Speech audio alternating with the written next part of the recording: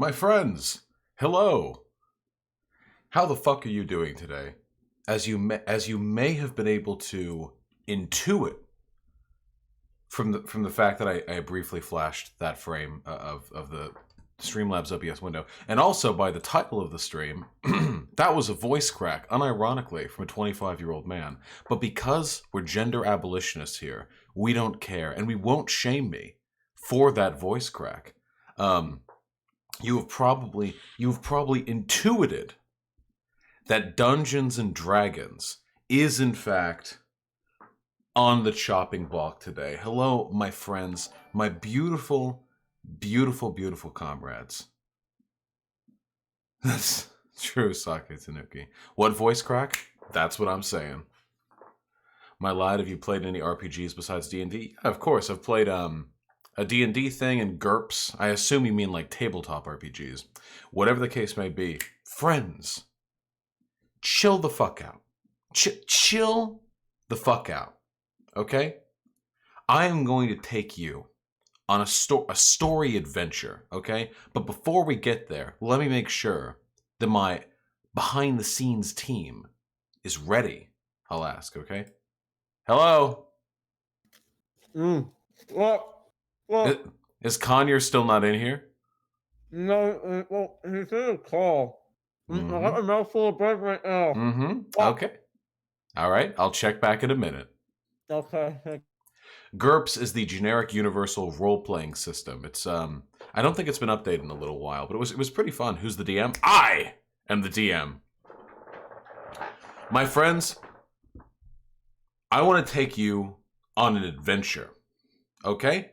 I'm going to catch you up to where we are right now, because we're what, 6, 7 episodes into this thing, and it's been months since we last did Dungeons and Dragons. I'm here to catch you up. I'm going to bring you up to speed. This is like the Vosh D&D Theater of Consumption version of the catch-up episodes that they do in the anime, you know? You know what I'm talking about, right? When you start the episode and you think for a second it's going to be original content, but then you realize like what it actually is going to be and your heart sinks. But this time it's necessary. Because you're gonna, otherwise you won't know what the fuck's going on. Will he tell us which episode this is? This is either 6 or 7.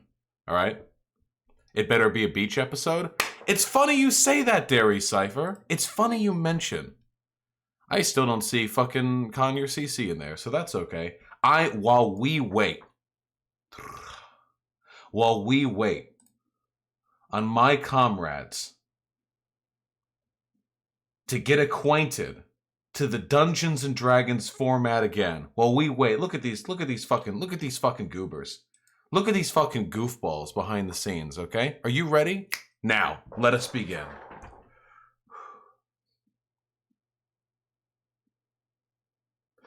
About a month and a half ago, Conyer is here. Well, fuck that. We're going in it right now then. Friends! What do you want, idiot? Hell yeah. Are we ready? Are we I'm ready ready. for Dungeons and Dragons? Hey Vosh, look, I bought a Witcher medallion, School of the Wolf Witcher medallion. I'm ready. Are you gonna give me your best Geralt impression? Fuck. It's not bad. Yeah. No, it's pretty good actually. I can get a little more raspy. Fuck. Fuck. Yeah. He speaks 2 languages. And fuck. The 2 genders. My friends, I am sorry to inform you are now on camera. In the top left, that is not the direction my arm is. On the top left, that direction, we have the one, the only, the fast-talking, Latin American politics spewing, the world record modded Super Mario 64 champion, Conyer CC e-boying it up with a backwards cap. How you doing? What is up, everybody? I've got some mandarin oranges. Also, you fucked up the camera orientation because there's a little bit of the border on the one side, but that's fine. Just fixed it right before you said it. Didn't count. There you go, sir. What's up, everybody? They can't answer. Chilling here. It's just us. They're hypers and they love Conyer. All right. Well, Nobody likes me here. It's okay. I like you, Kanye. I mean, you're not wrong, but you didn't have to say it. I mean, good lord. 1 over from Conyer CC, the one, the only, the person whose boobies I was juggling a mere 30 minutes ago, the Snake Lord, poofy Oh, hair. I thought that was Pigpuncher's position. GF, Vermin, hands. How you doing, babe? What's up? Oh, my mic is so far away. Hello. Hi. I'm fine. I'm tired. I'm hyped. You know how it is. Okay, good. 1 over. Recently experiencing, reeling from a surge in attention and subscribers, gunning for the 50K subs by 2021. The former Minecraft pig, now current cop Pigpuncher, fully tatted. How you doing, comrade? What's up? 6'4", fully fucking tatted, 256 pounds, 5% body fat, and I'm chilling. I'm having a good time. I got my Witcher medallion. I'm ready to play D&D. First time ever, I actually ate a good meal before playing D&D, so I'm gonna be hyped and excited and in character. Was that a good meal? Well, I mean, What did you eat exactly? I ate toasted white bread with cream cheese. Okay. Nice. That's how you eat on a budget. Yeah, It yeah. tastes No, good. It's getting warm, your nutrients in. Yeah, no, sounds good. And then the 1 over, the legendary, the still streaming on Twitch TV and therefore has access to a myriad of socializing opportunities of which I am incapable. The looking fantastic today, by the way. Twitter e-girl thought. CyberwitchLexi, how you doing? Spoken positively. What's on your mind? Hey, how's it going? I am very excited to be here. It has been too long since we've done this. That is entirely true. That is true. Partially my fault. Mostly my fault. Mostly Boston. Yeah, but fair. that's okay. Mostly my fault. I think that's a fair, characterization. And we had to arrive with everyone. Bring out your finest liquors and pour them out onto the ground. F's in chat. Pepe hands galore for our fallen comrade over here. The one, the only White Nervosa, single-handedly responsible, like Atlas, who carries this website on her muscular shoulders. White Nervosa has fallen. She no longer has the time to play D&D on Monday. That's okay.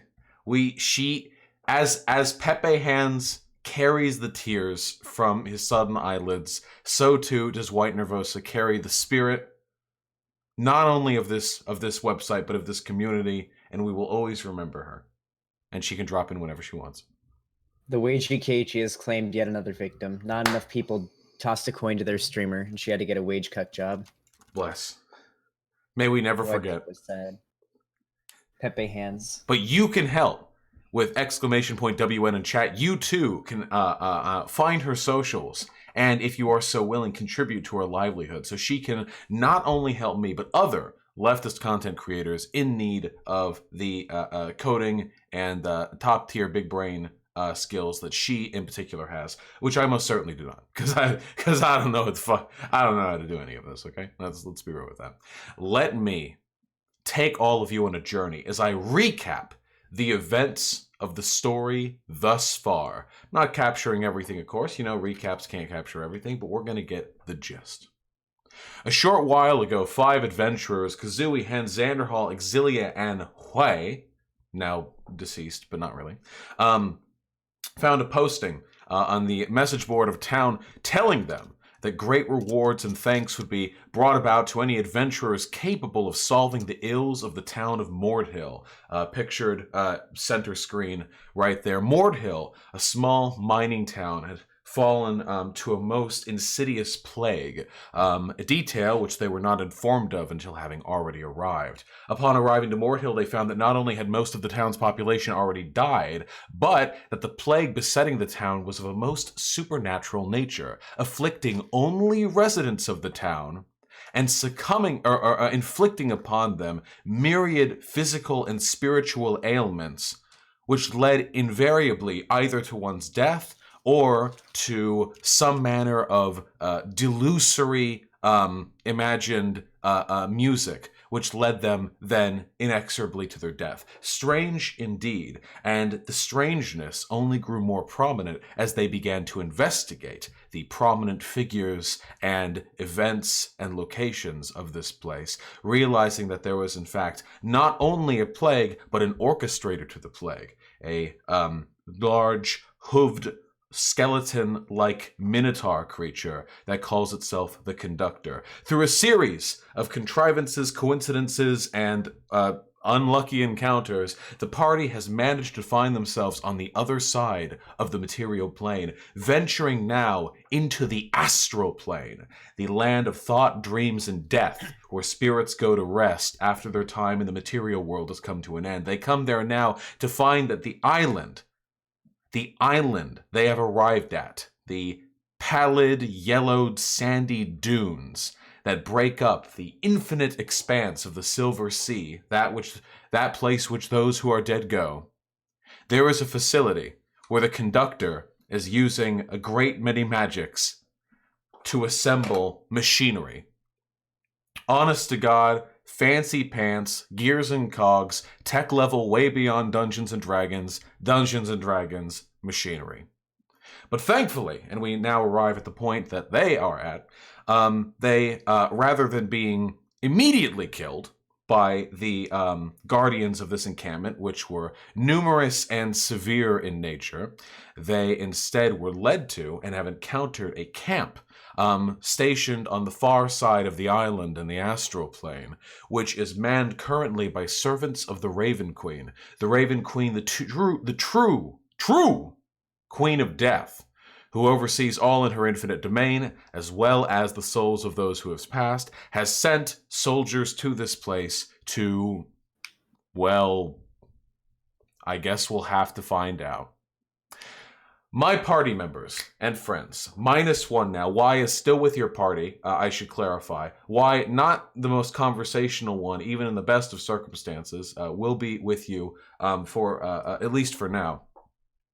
You are now being directed towards the far side of this encampment. It's small, it's cozy, and it's actually, if there was an architectural tendency towards this place, it would almost be of Oriental or Asian, with the pagodas and the tapais and the big towering planks of wood that have been arranged ornamentally into something resembling the facade of, an erected tent city.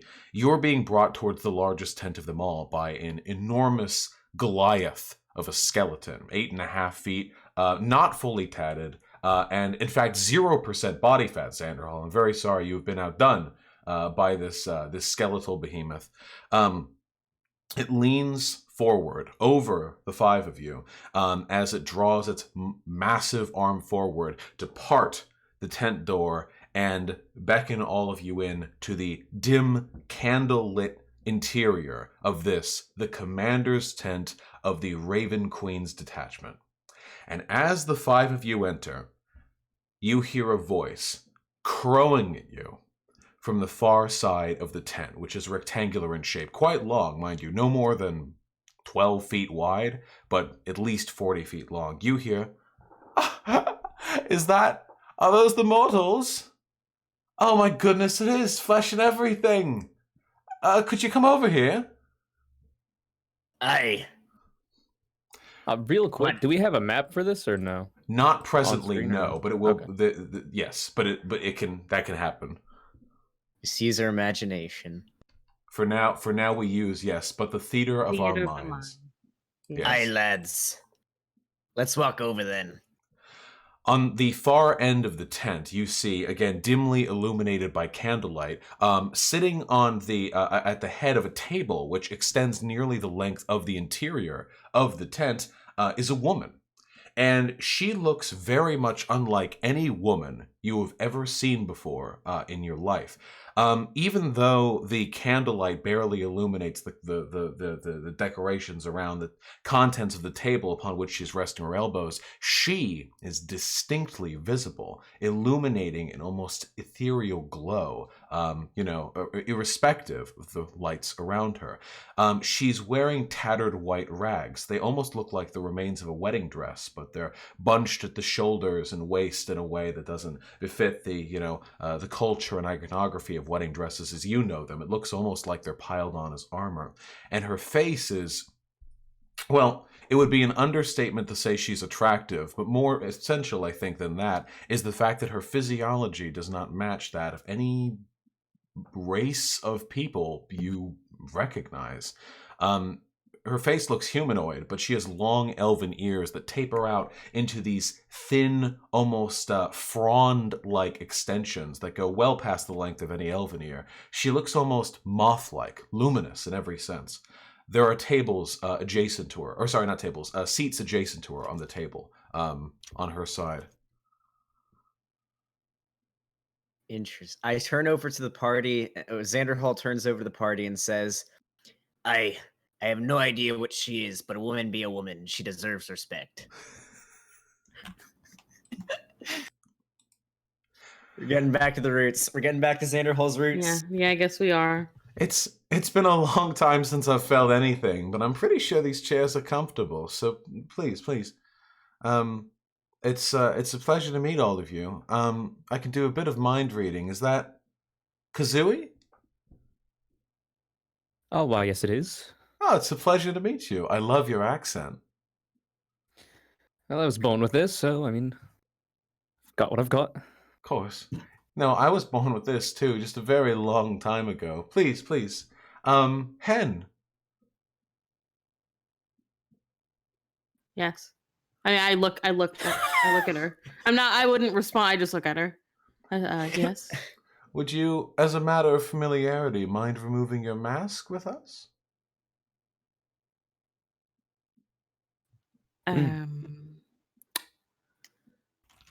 Is that quite necessary? Well, I won't kill you if you say no. I'm just asking, silly. Just kind of stands. Considering.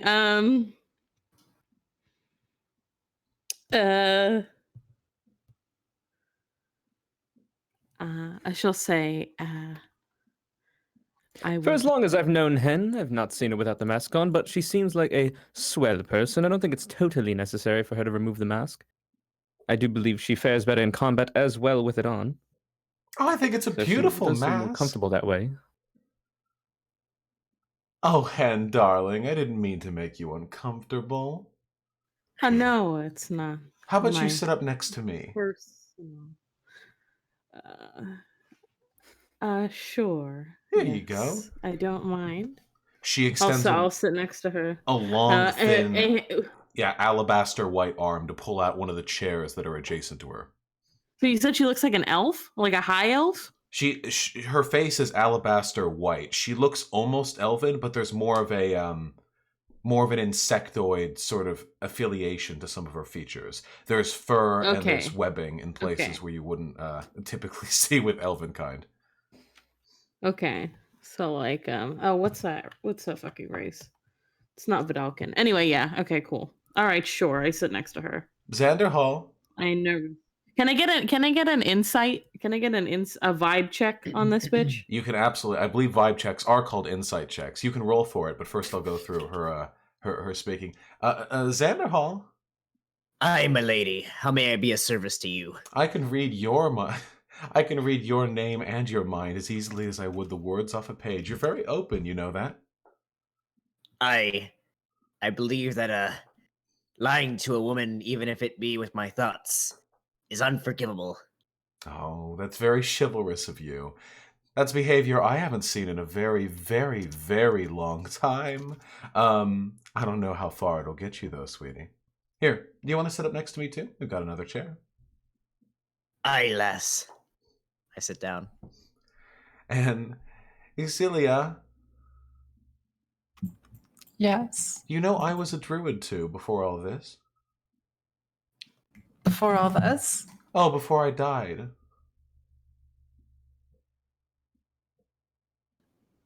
If you don't mind me asking, lass, how did you die?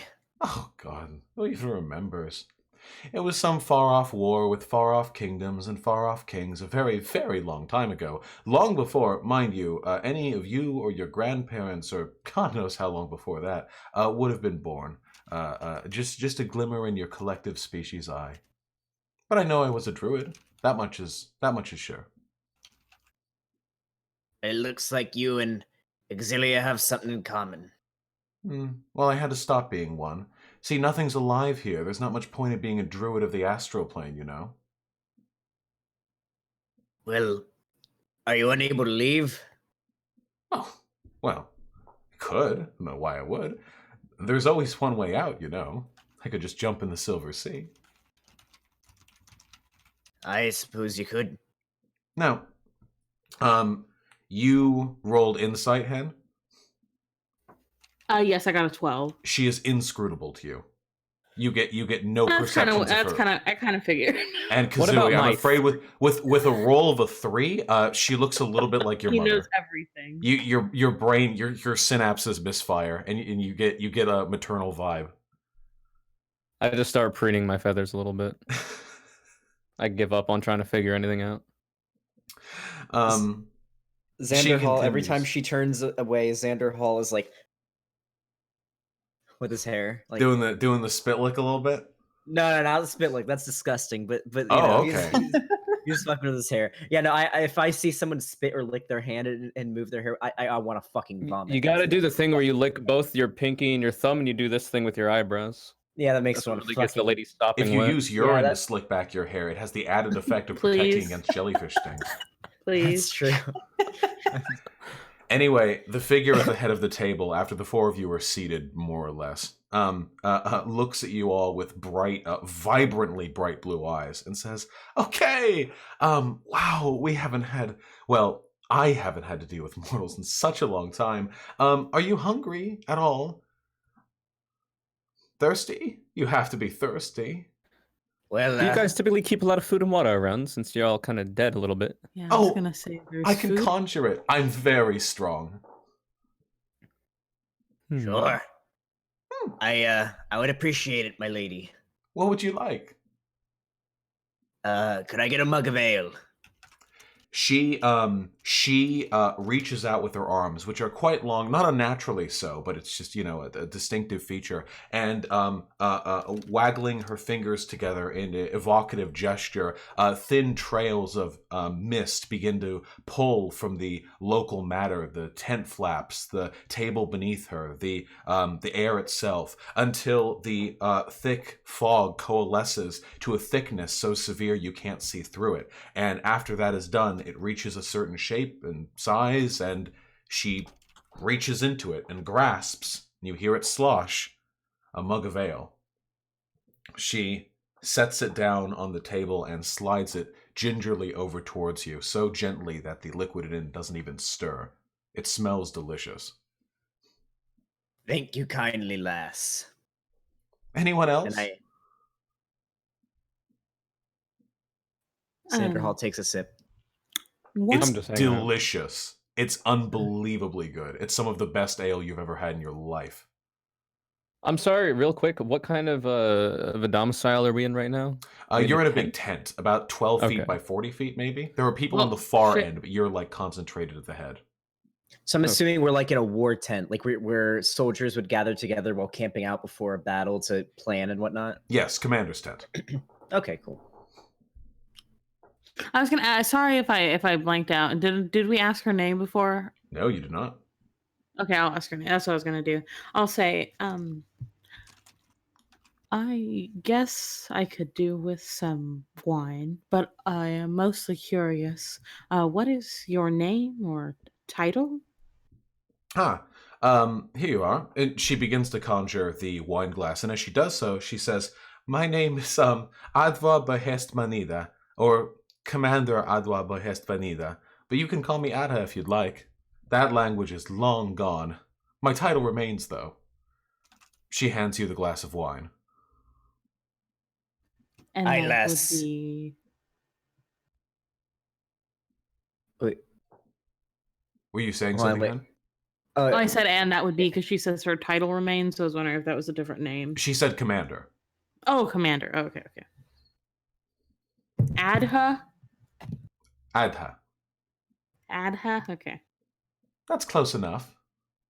Aye, lass. I will, I'll call you Ada as well, since I can barely pronounce my own last name. Adha.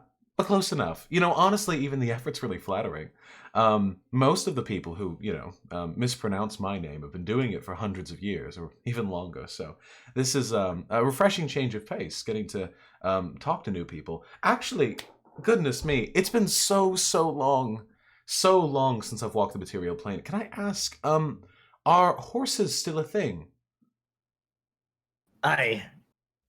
They're pretty neat. They're pretty useful for traveling. We haven't found anything better yet?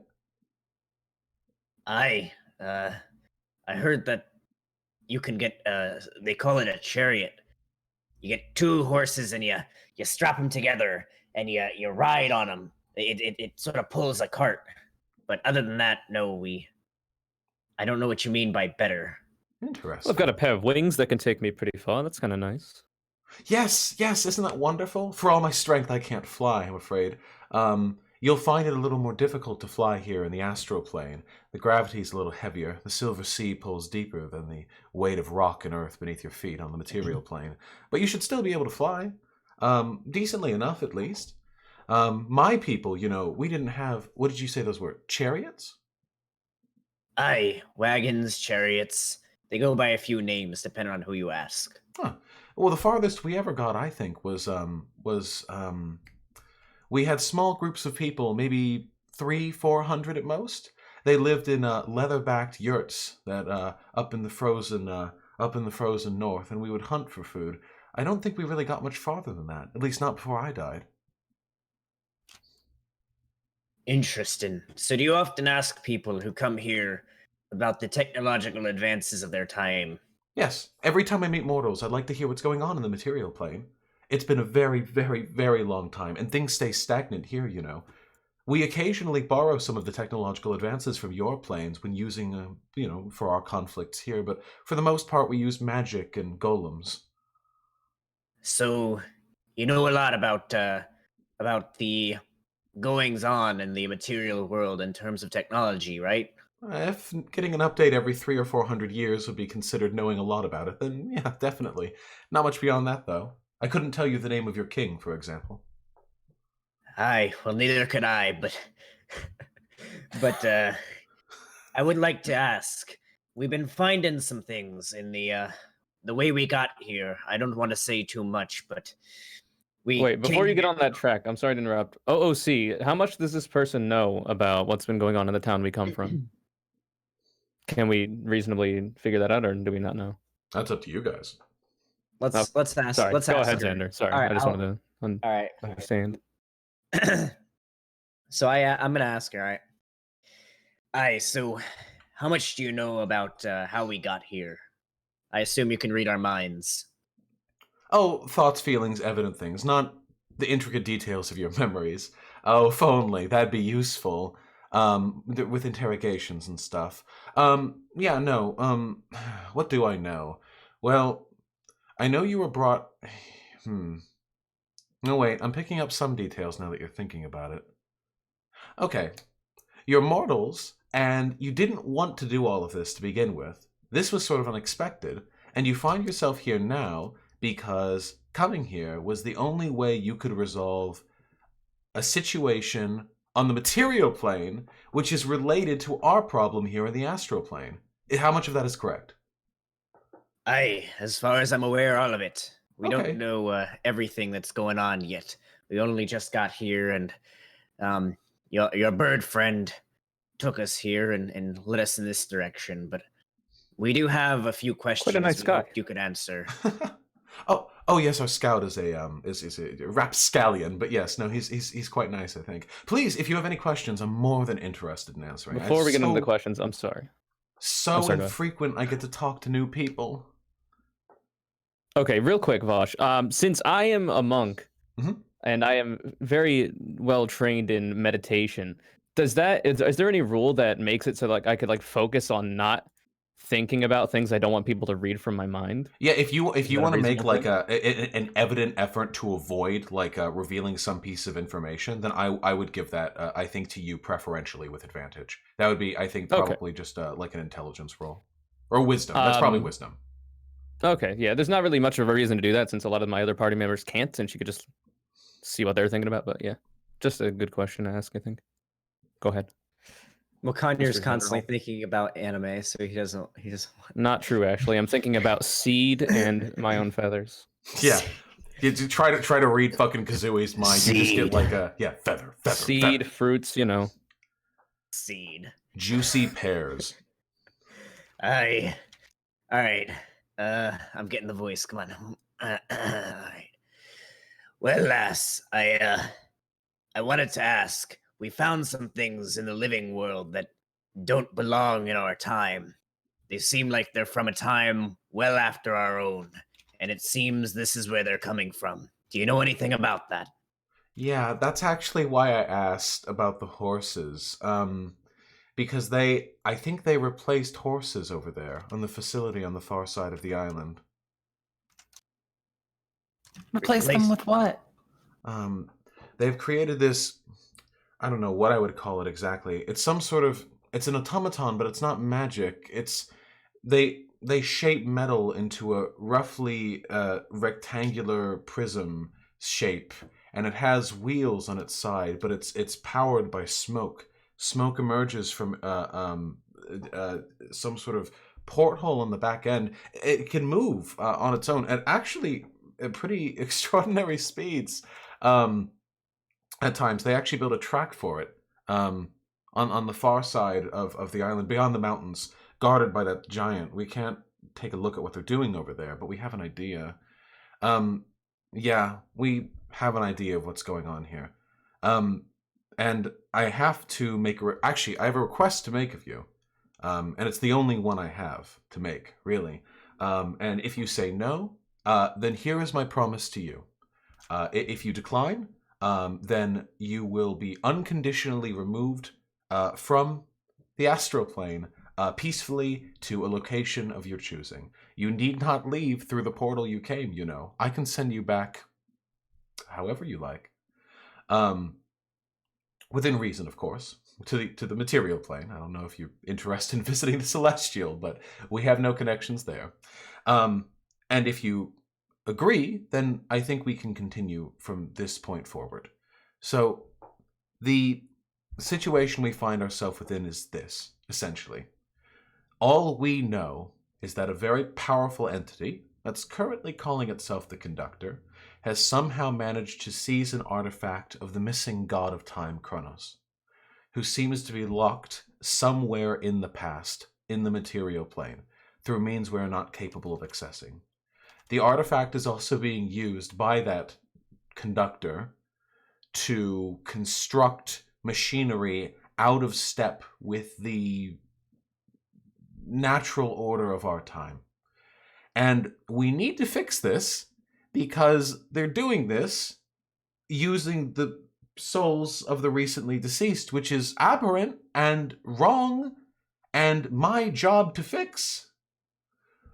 The only problem is that they're moving along quite quickly, and the Silver Sea is endless. We aren't going to get any more troops of the Raven Queen here anytime soon, which means that it's basically just me and a few dozen commandants, which is not nearly enough to deal with the fortifications on that island. I think we can fix this still, but not in the length of time we have, which is why it's so nice they have a artifact from a time god. We can't use it because it's linked to the material plane, and I'm dead. If you can help us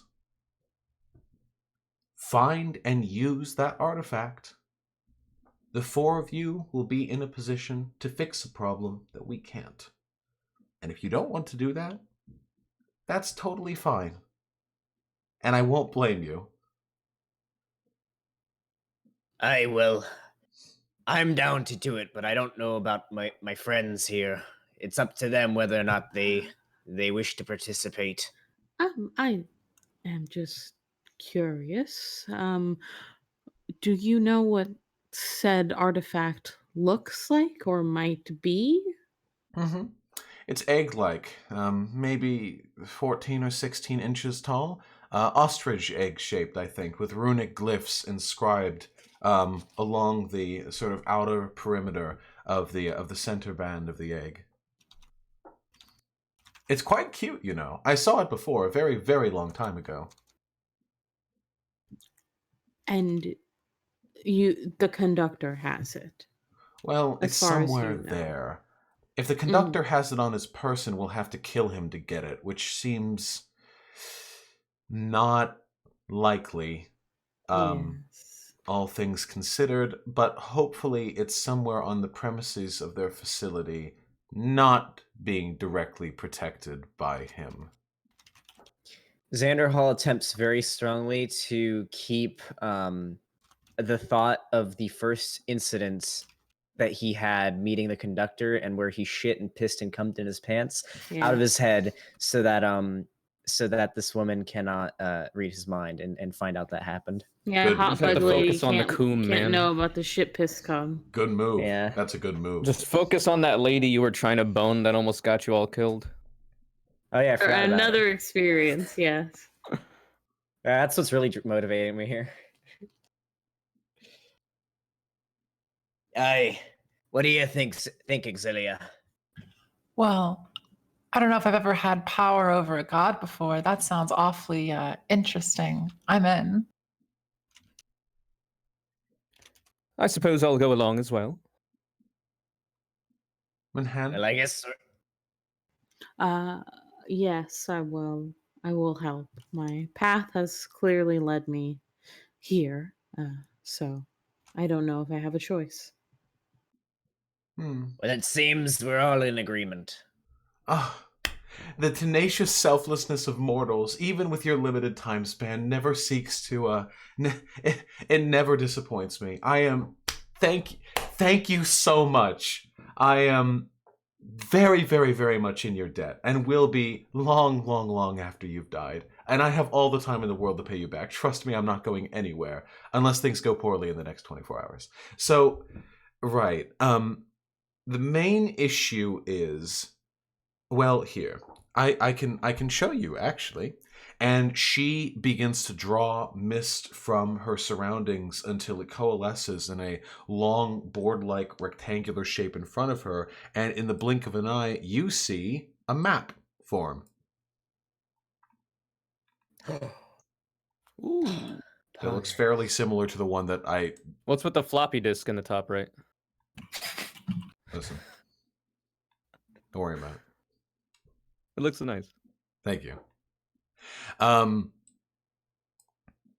background is very vaporwave, even though it's just supposed to be water. The Silver Sea. A lot of dead in there. A lot of dead folk. So she begins to trace images with her fingertip, which leave little indentations along the paper. And she says, so this is where we are here. And we're nestled against the mountainside, so we're relatively secure from any, well, ambushes and such.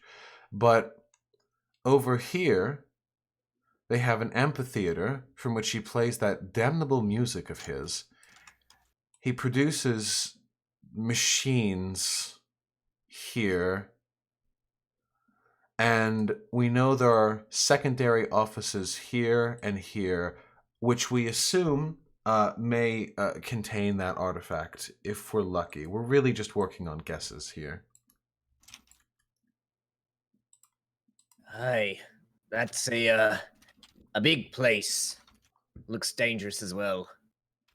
Yeah, but there is some good news. And what would that be? Well, if we get close, we sound the alarms because we're with the Raven Queen, and they've somehow managed to discern that magically. But the four of you are alive, actually, and that's as far away from the Raven Queen surface as you can get. Not to mention, living people have come to and from that facility. We've seen it before. There's a Kenku and a Tiefling that will occasionally make the trip from the mountaintop portal down to the facility. Aye, we know those two. We've had a few interesting interactions with them, but what was their business there? Oh, we have no idea. No idea at all. We just knew they were alive. We can smell when people are alive, you know. I mean, it's pretty obvious down here. Can't you smell the dead up in the material plane? If you leave it out in the sun for long enough, it becomes obvious, doesn't it? Aye.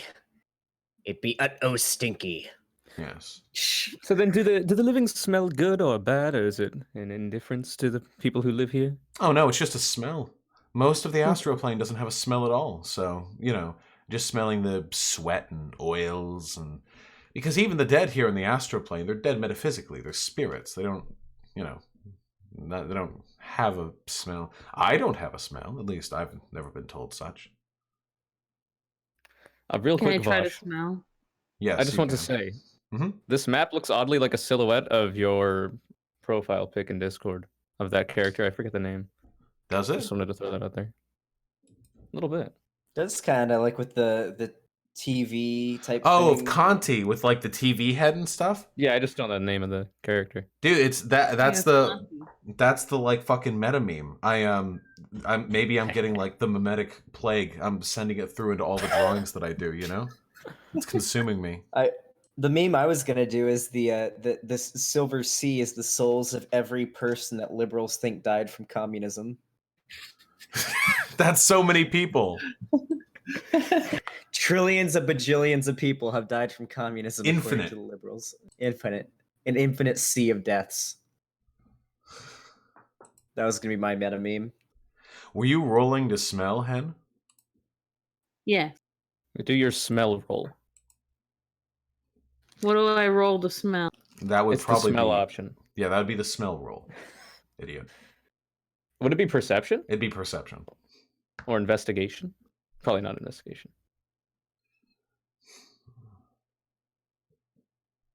I want to just ask her if I can smell her. Clip it. I asked as well, so I'm just going to smell too. All right. Nothing changed. I am happy to say to both of you that she does not, in fact, have a smell. That's crazy. That's wild. All right, let's move on. Excuse me, my lady. Do you mind if I get a little closer and try as well? I absolutely mind. Yes, I value my personal space very much. Oh, I'm sorry, lass. That's okay. You know, I'm not bothered by the curiosity. I completely understand. Weird chat for the smellers. My girlfriend just weird champed me in chat. Well, whatever the case may be, we're waiting on a few of my friends to show up from a scouting regiment. Until that time, would you be interested in any form of recreation? Food or water, perhaps? Well, if you've got a What do while you- to stay, what do you have? What do Every you- food morsel that I was aware of back when I was alive.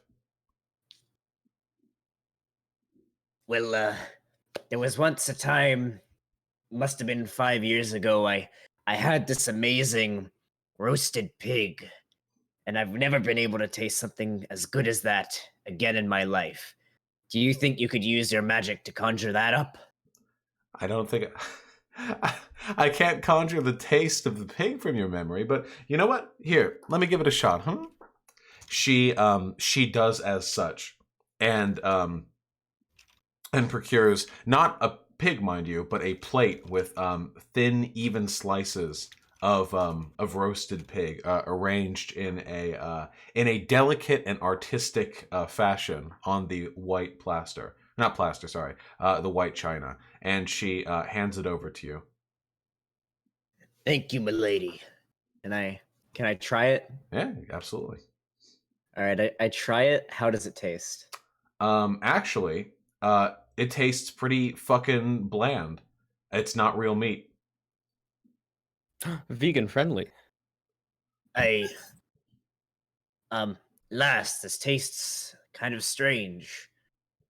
What is it? Hmm? Oh, I can't conjure flesh, so I gave the next best thing. What is the next best thing?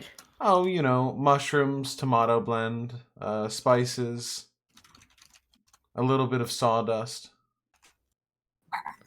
I thank you, lass. I turn around where she cannot see me, and I slowly unroll my tongue and open my mouth and let the ball of meat I was chewing just kind of fall out of my mouth and fall on the ground underneath the table. It turns to mist when it hits the Is there ground. a dog around to feed it to? I'm afraid there is no skeleton dog in the vicinity. Shit. I want to ask her a question when I Mhm. get a chance. Yeah, go for it. I'll say, what do you do around here for entertainment or recreation, like you said? Usually martial contests. Most of the people who serve the Raven Queen are quite strong, so we like to test that out. Also, we can't die, so, you know, the typical consequences of failure in a martial sport are alleviated somewhat. We pay with time, not our lives. We paid those a long time ago. Apart from that, though, I'm pretty good at Mahjong. Do you like Mahjong? I've never heard of that. I When can I teach you the rules. played it, Are you maybe. asking me or saying? No, I'm asking. You're Like how popular of a Yanti. game You that tell is. me if you've played it. I'll say I have. Oh, there you go. Pirates are usually more into like card games, dice games, stuff like that, right? Do you have a preference? I can make any card deck, any bones, any dice, whatever you prefer.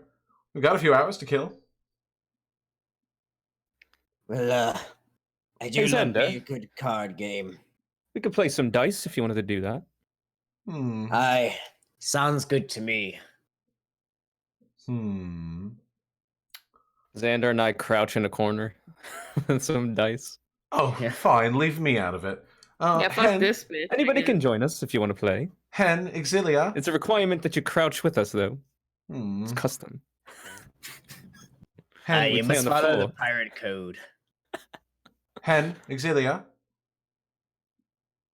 Mm-hmm. Well, they're playing dice. Can I show you something? Sure. Yes. Yeah. She gets up from the table and makes a gestural flourish at the tent wall at the far end, which causes it to dissipate into white smoke, and beckons the two of you to come with her. She doesn't like give you a look or anything. She just sort of walks out casually. I mean, I'll follow. Yeah, same. I'll fall right behind Hen. After the two of you are out of the tent, the smoke rematerializes to form its back wall, and she looks out over the rest of the little tent camp that they have going on over there, which is again quite small and quite sparse. It's nice looking, you know. They gave it the Ritz treatment with how the everything looks, but it's you know, it's quite small, and there are very few people out. The canyon that they've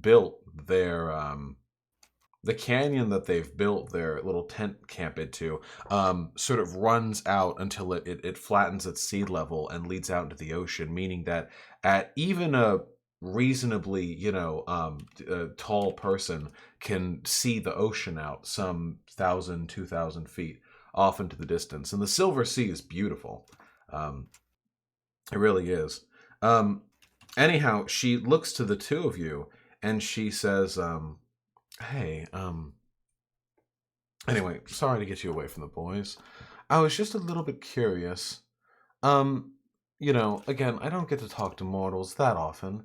How are things going up there with regards to the, men being... Is there a word for this? Would we know the word? Or I You- assume she's dude. asking about like sexism. Is she? What is the word? I don't know. Is the word sexism like a thing in D&D, or like I is don't that what think she's the word asking? sexism would have been used back then, but I'm pretty sure the sentiment existed. Yeah, but that's what I mean. Like, what would the word be? I don't know. You'll have to go with it. Okay. Yes, they do tend to still be like that, it seems. Was it? Well, I know you weren't around when I was around, but, you know, I was one of the slave girls. Is it any better than it was back then?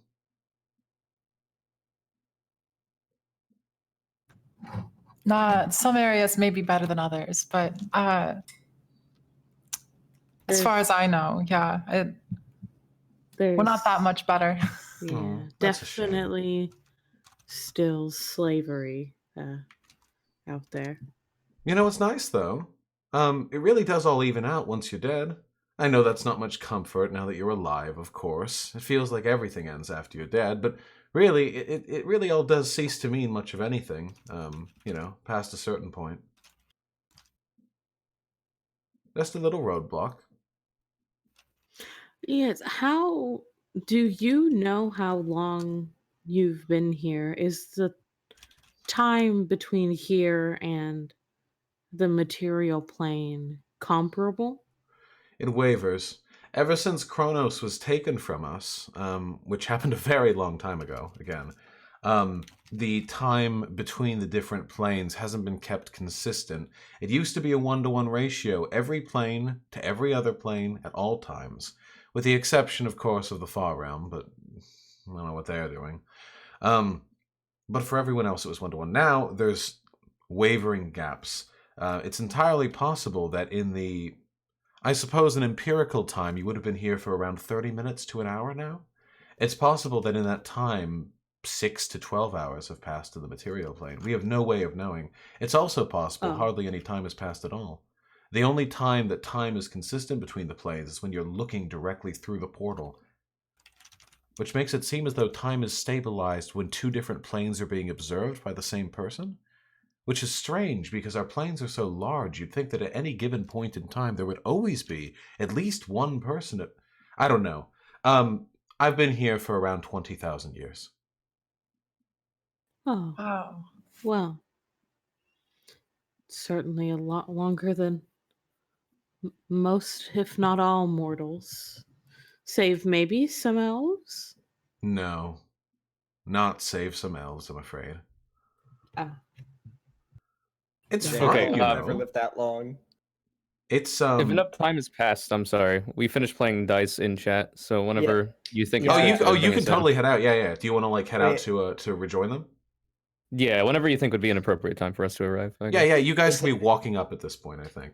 Yeah, Xander Hall tore Kazooie a new one. Not true. It was 1 to 2. No, it was serious. I absolutely bent him over. In It's not like it universe was a argument. 3-0. Chill out. 1 to 2. And you approach the three, Adha and Hen Exilia, as Adha's saying,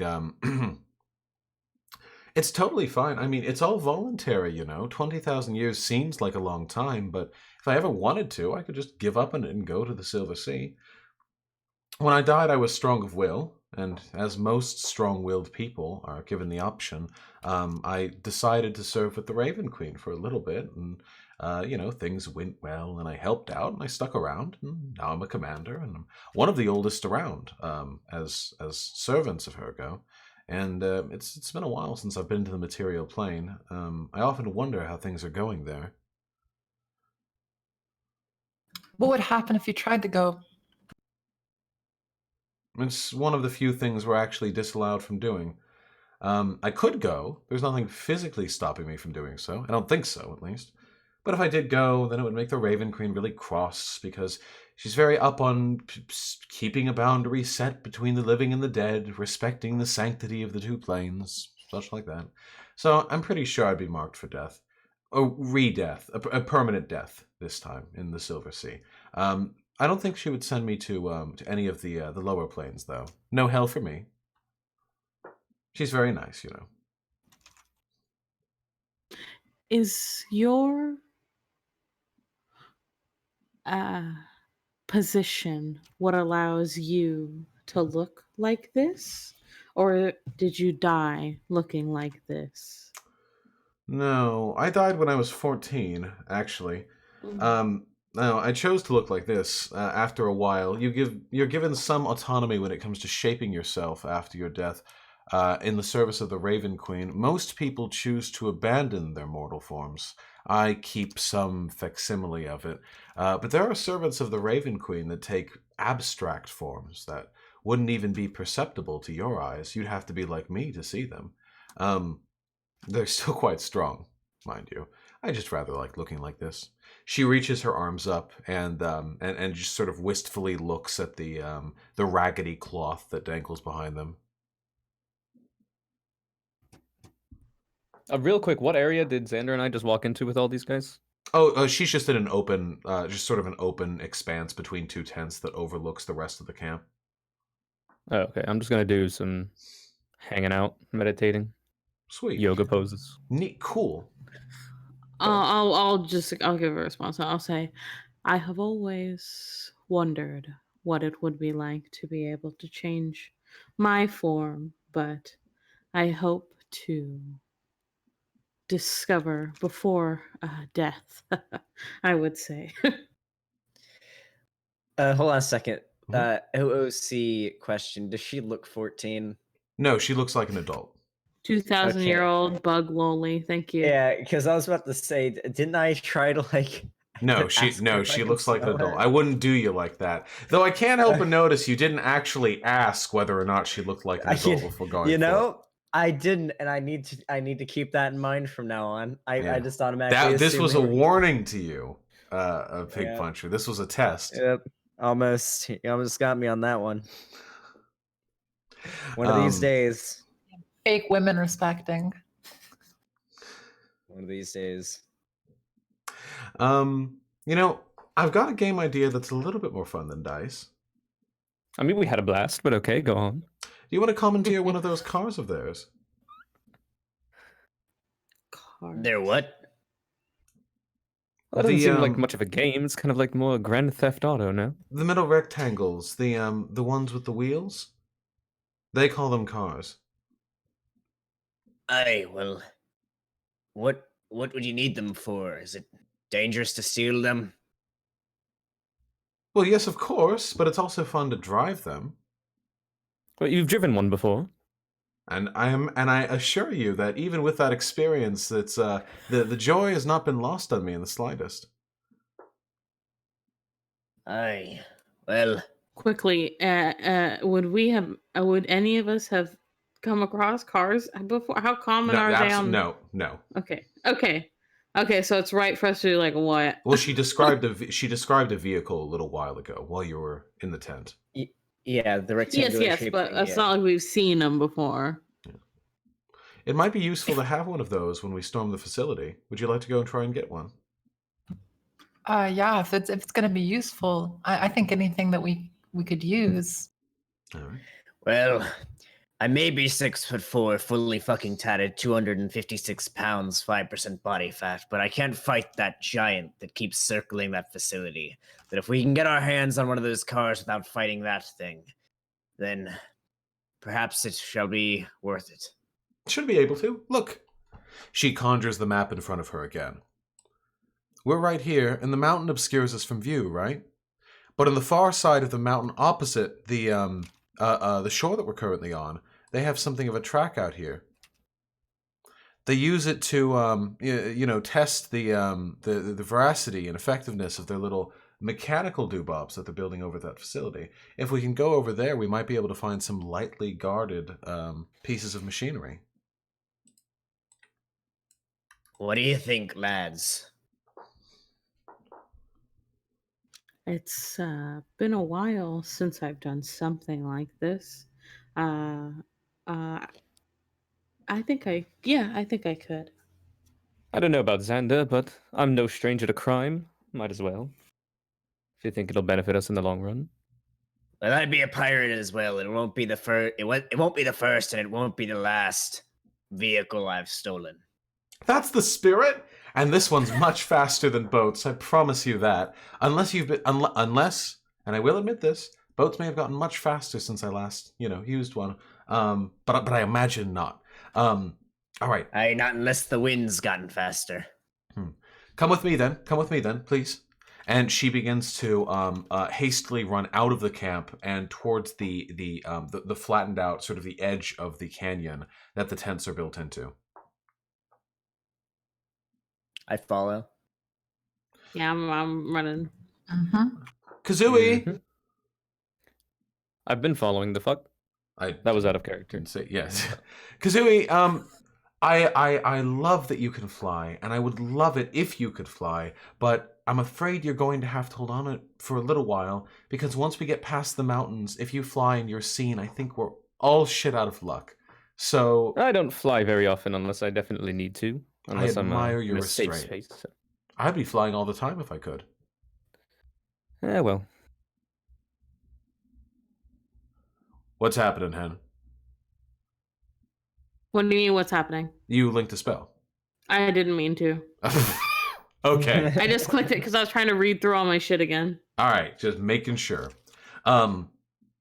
Adha begins to run out of the camp at a fairly reasonable pace, and as she does so and runs ahead of the rest of you, you notice that her feet are not even touching the ground as she moves. She just sort of pushes off a light cushion of air just a few millimeters above the sand every time she moves forward.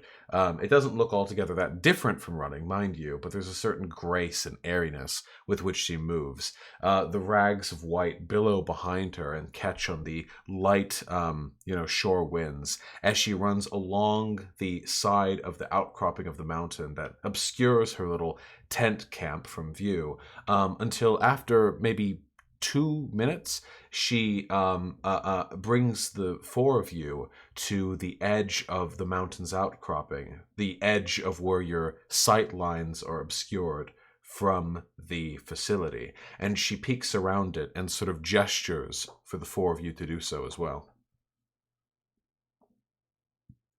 All right, To what do we peek? see? Roll perception. All right, perception I am time. very perceptive. You are. That is pretty Fine. perceptive. That is also pretty perceptive. That is not perceptive. Exilia leans forward, but not far enough to see past the mountain, so you're just looking at the rock. I'll pretend. Yeah, I'll make study. Holy Xanderhall! What do your elf eyes see? Xanderhall, elven eyes, unnecessary. The Chad Drow eyes. Your enormously thick neck peeks out from the side of the rock, and you look out of the facility, and you see a great many things. The facility is, well, its construction defies your imagination, but I can describe it quite plainly. There's a massive barbed wire fence that runs along the outside perimeter of a factory which is producing things that are now somewhere in between the late 19th and early 20th centuries in terms of technological development. You see a cavalcade of military-style vehicles rolling down a roadway that runs from one facility to a hangar. You see a cavalcade of people, some of which their clothing quite recognizable to you. It's the citizens of Mordhill, traveling to and fro, manning the facilities, working the factory, dedicating themselves to the construction of the war machine, each and every one of them with a gun on their person. And above it all, you see the amphitheater, the massive semicircular Hollywood Bowl dome that overlooks everything else, from which the eminent, omnipresent drumbeat and orchestral soundtrack play. The conductor, a tiny, tiny figure, even at his size, and now a mile and a half away from you, overseeing all of it. At present, the giant is not visible, but the facility is enormous. And Adha turns back towards the four of you, and she says, "Okay, I don't actually need to whisper because they're very far away and they play very loud music, but I feel like doing it anyway. For moving forward without being seen, what do you think would be better? Do you think a big cloud wall or digging into the earth? What? Devise a scenario for me." Well, the best thing I could think of would be if it was possible to just be invisible, but from what I saw a lot of things moving still, things I've never seen anything like before. Who knows what kind of instruments of surveillance they have? There may be no way to sneak in effectively. That's entirely possible. What do you think, Kazooie? That's a good question. I'd have to think on that. I'll have to think a little bit. You could ask Hen. She got a good view as well. Hen, I was looking forward to asking you. Unfortunately, I don't have any cloaking spells I can offer up. What is the area between us look like again? What is it? Just open? So the area that she is describing presently is the free space that gives line of sight to the facility before reaching the car track. So that would be this line right here. Okay. Okay, yeah, and I'm asking what that looks like, unless I already missed the description. Oh, it's a free and flat space. Okay, so like there's not really a way to sneak is what okay. Yeah. Do you Adha have a way to get us underground? Oh, of course, I have many ways of getting us across. I was just curious what you guys wanted to do. Well, you know this place better than we do. Perhaps we should go with what you think is best. We could perhaps try something like we could move underground while creating a diversion above. Draw some attention away for a little bit, but we run the risk of, increasing eyes looking. I think if we could just silently pass under the earth, that would probably be most convenient, but I do not know what Adha has up her sleeve. We can go under the earth. I would, it sounds like we have a plan. Good, let's do it. Under the earth it is. Hold on then. Adha looks at the free space in front of her, the perhaps 1,000 or so, maybe 1,500 feet of completely open, exposed, unprotected land to be crossed, and she does a thonkers. She gives her face the classic L-shaped hand, thumb, forefinger formation to indicate to signal deep thought. She gives herself, the thonkers treatment and looks out before snapping her fingers and beginning to mutter under her breath while waggling her fingers in the aforementioned evocative fashion. And the ground beneath your feet begins to sift. You're standing on sand, but it's pretty tightly compacted sand over here, It's like that sand that if you kick it, it comes apart like in hard clumps, almost like you're attacking a fragile brick. And she begins to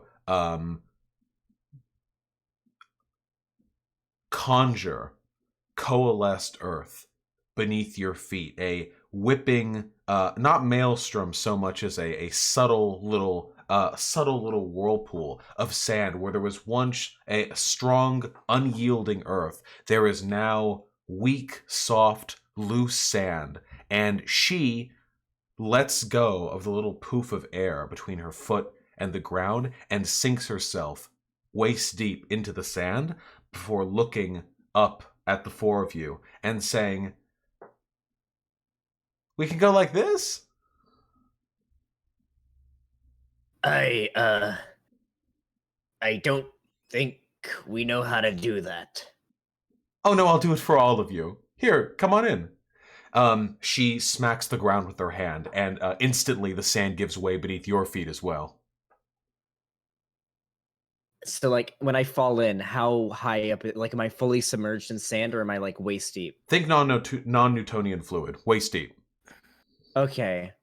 If I go any Well, Ada, if I go in any deeper, will I suffocate under the sand? I am still living after all. Oh, not needing to breathe is the easiest thing in the world. They taught me that when I was living here. She snaps her fingers, and all of you are freed for periods of up to 10 minutes and need to breathe. Well, shit. Okay. Well, Just don't breathe, forehead.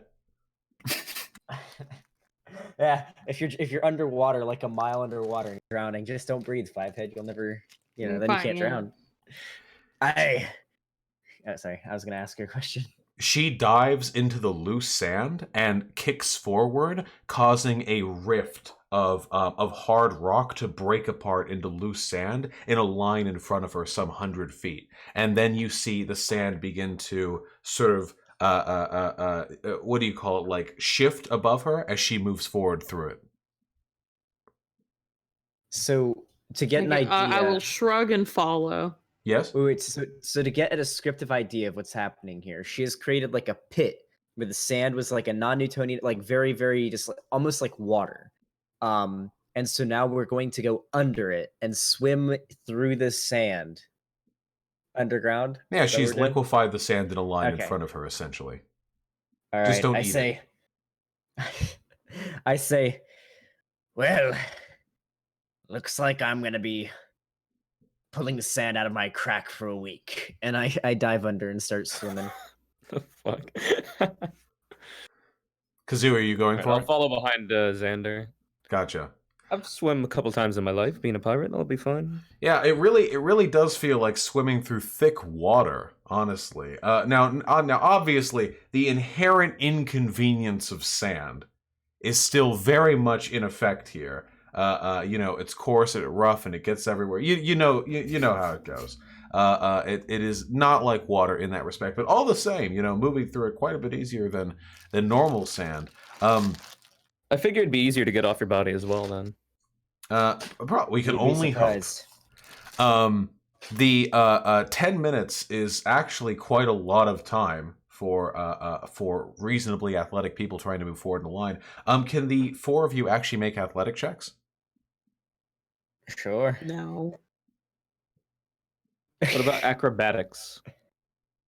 Yeah, go for it if you want to. I'll take that. Oh, shit. Wait, so athletics or acrobatics? Either or works for it. Okay. Ooh, actually, no. Hey, pretty good across the board. Holy shit, nobody fucked up. We're all doing it. Nobody drowned. Extraordinarily.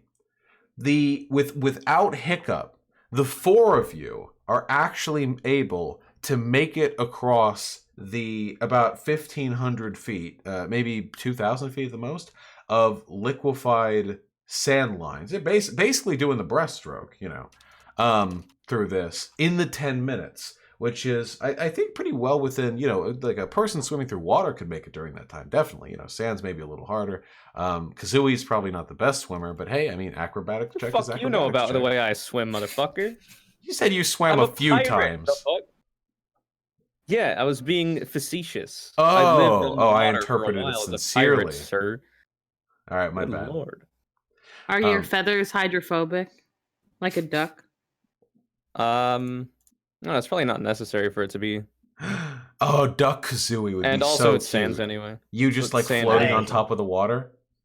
Does that mean he's afraid of water? I was asking out of To character. move on. I'm sorry. Oh, you're not asking while swimming through the sand and getting like a fuck ton of sand Yeah, straight and in not your throat? eating. Well, I'm fine. I have a plague doctor mask. That Oh, covers that's my true. Yeah, whole you're face. I'm actually okay. safe. You can I'm fucking chilling. talk all you want. Anyway, I was doing a joke. I was doing a meme. oh yeah, No, we couldn't Yeah, tell. no, it's just me, man. thought you were being serious. After a truly unnecessary length of time making it across this expanse, you actually arrive over here on the far end of the fucking open space. The line of sand traveled just far enough, giving you about 10 minutes of the time you needed to make it across without popping your head up along the way. And after you can feel you're reaching the end of this line of sand, because it starts to get like thicker and thicker with time. And originally, like, you feel like you're doing a good breaststroke, and then you have to like actually start digging your hand into the material in front of you to start moving, until it becomes evidently clear you're not in magical sand anymore. You're actually in the regular shit. Do you pop up then? Wait, at what point are we? I'll pop Can you up when ping the she map again? pops up. You would be right here. Wait, so we Okay. started closer to the camp, right? And the line that we've traveled is like across that. Yeah, you started opening? right here. It's like and that. Yes, that is correct. Okay. So we had to just sort of avoid what like their line of sight there to get to this little hill. Yeah, it's like in World of Warcraft. Okay, you have to control the aggro. Okay, yeah, got you, fan.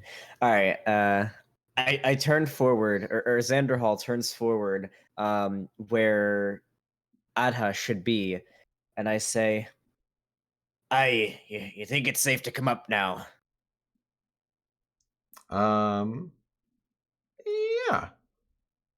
Yeah, I think so. Yeah, probably. She sort of elegantly twirls, like just sort of spins around, letting the sand around her and the rags, to her, spin about like in almost a ballerina fashion as she moves out from the sand and sort of pops out to land gracefully on the hard rock beside it. And then she reaches a hand down to help anyone else out who wants up. I take her hand and I take her hand as I get out of the sand. I take Xander's hand as he gets out of the sand. I'll take Kazooie's. Oh shit, I guess we're all chaining. Alright, I'll take Exilia's. Very Aww. graceful. Okay, Adha, with incredible strength, helps to pull out 4 people. She, it's like the fucking clown, like fucking tied handkerchief out of the throat. She pulls one of you out. It's like, Jesus Christ, you people are heavy. And then the whole team. How yoked is she? I mean, she's quite thin, but she's obviously very, very strong. Yeah, clearly. I'm fucking 6'4". Like, yeah, Well, you didn't challenge her say it to again, I arm forgot. wrestling as a game. That would have been a worthwhile challenge, I think. All right. Anyway, you're on the far side of the smaller mountain now, and the portion that you're about to enter is actually unmarked on the map. So limited is their knowledge of this place, because reaching here requires, passing this. Wait, why am I saying this? She can say this. We haven't actually had much of a chance to fully scout out this place because, of course, getting over here means crossing line of sight with the facility, and I can get over here just fine from time to time, but even doing that's a little risky. The only reason I feel comfortable doing this right now is because hopefully by day's end we should be in the camp, for better or worse. Aye, so they can't smell us then. Well, they can't smell me, no. They could probably smell you. Oh, well, that's not Certainly good. hope you had a shower since that last incident, Xander. Well, any bit of stink that was on me has now been rubbed off thoroughly by the sand. Oh, that's a good point, because you are, at least you were, I haven't given you a sniff since, but you are a fairly smelly person, Xanderhal. That's not an insult, you're very strong, the muscles, it leaks sweat, you know how it is. Aye. Thank you, my lady. Kazooie and Hen are essentially odorless. I'm a very Makes clean boy. sense. And Exilia, you obviously take good care of yourself. So am I just a disgusting pirate? Yes. I think if chat had to vote on who they thought would have the strongest odor, they would have picked you, okay? I think there's reasonable jurisprudence on this issue. Yeah, probably. It's the horny sweat constantly. Oh yeah, every time I see a woman, it's just Zan sweaty. The Coomer sweat. You know when you get that ball tickle and it's all the sweat beating at the base of the scrotum? Yeah. Because of the Shut Coomer up. sweat? Yes, same. Except hate you. always. When you get that Always. that strip of sweat like right on the taint. Yep. Yeah. Yeah. The Coomer sweat. I just want a coom. Oh yeah, your emote is the fucking Sweatstony emote. Yep. It's Yeah, Zan that's the Sweaty. point. Zan Sweaty. Good. That's good. Good synchronicity there. Anyway, Adha sort of leads you around the mountainside. It's actually beautiful. This is the closest you guys have been to the astral sea, after all, to the silver sea of the astral plane. Known to contain the dead. God knows how many dead. What, trillions? Everyone goes here. The only people who don't go to the silver sea are either those who ascend to godhood in the celestial plane, those who go to hell, demons and devils and what have you, or those who have elemental ties or ties to the Feywild, tree ants, fire elementals, that sort of stuff. The vast majority of living things, squirrels, for example, go here to the silver sea. What about beings from the elemental plane of air, like my people would be from? Because you are descendant of them and not of the plane itself directly, you would go to the Silver Sea. But an air elemental. But what about like my relatives? Your relatives, like air elementals? Well, anyone that Aarakocra are exists from in the that- airplane. Yeah, the airplane. Yeah. They're Aarakocra in are that from plane. there. Right. They are there, but there is a tie to the material plane with them as well because they Okay. breed reproductively. They would go here. The ones that would return to the elemental plane would either be Aarakocra who have been touched by a deity, which happens not altogether too infrequently in the airplane, or air elementals. In that case, they would die and their spirits would coalesce in the elemental plane before being reborn. Okay. But it is the luckiest Aarakocra indeed who get to experience that honor. That'll be me. Yeah, I mean that's a fucking goal, right? Like to become detached from the earthly cycle of death and of life and death, and just to live as an elemental. That's sick. Just Xander a Hall little bit of responds. consciousness. Sounds like something a monk would be into. Xander Hall Yeah, don't responds to monks already respect do women. that? He can. You double can do if that. you get to the level. I Yeah. think. He can double Nice. do that. Yee boy. Xander Hall has the much more magnificent goal of just respecting women. That's all Yes, he true. wants. That is true.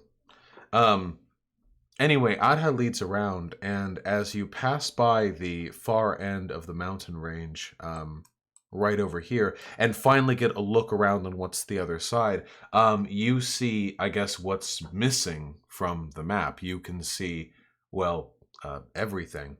A large chunk of the land has been flattened out industrially. No more of the sort of natural, tides and ebbies of sand. It's all been flattened pretty much down to the inch. There have been tracks that have been built running along the. I will doodle.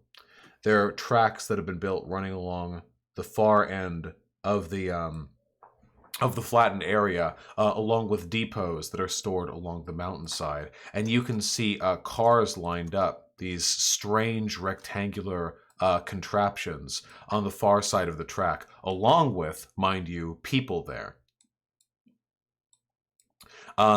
As soon as you all take a look at this and sort of take note of your surroundings, Adha freezes up a little bit and sort of slowly moves back behind the mountain.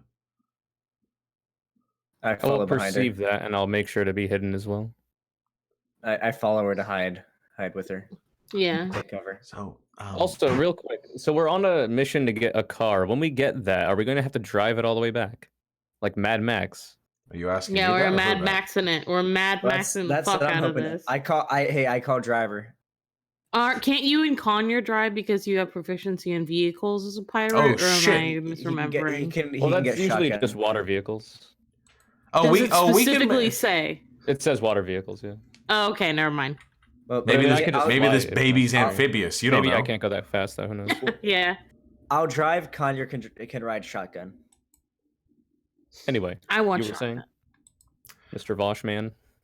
What Adha was saying was, shit. Did you Did you see that that totem they had out by the depot with the with the machines? What I didn't. what kind? I want to take a look. I'm gonna roll perception, take go a look for to it. see what she's talking about. Zoe's not getting shit.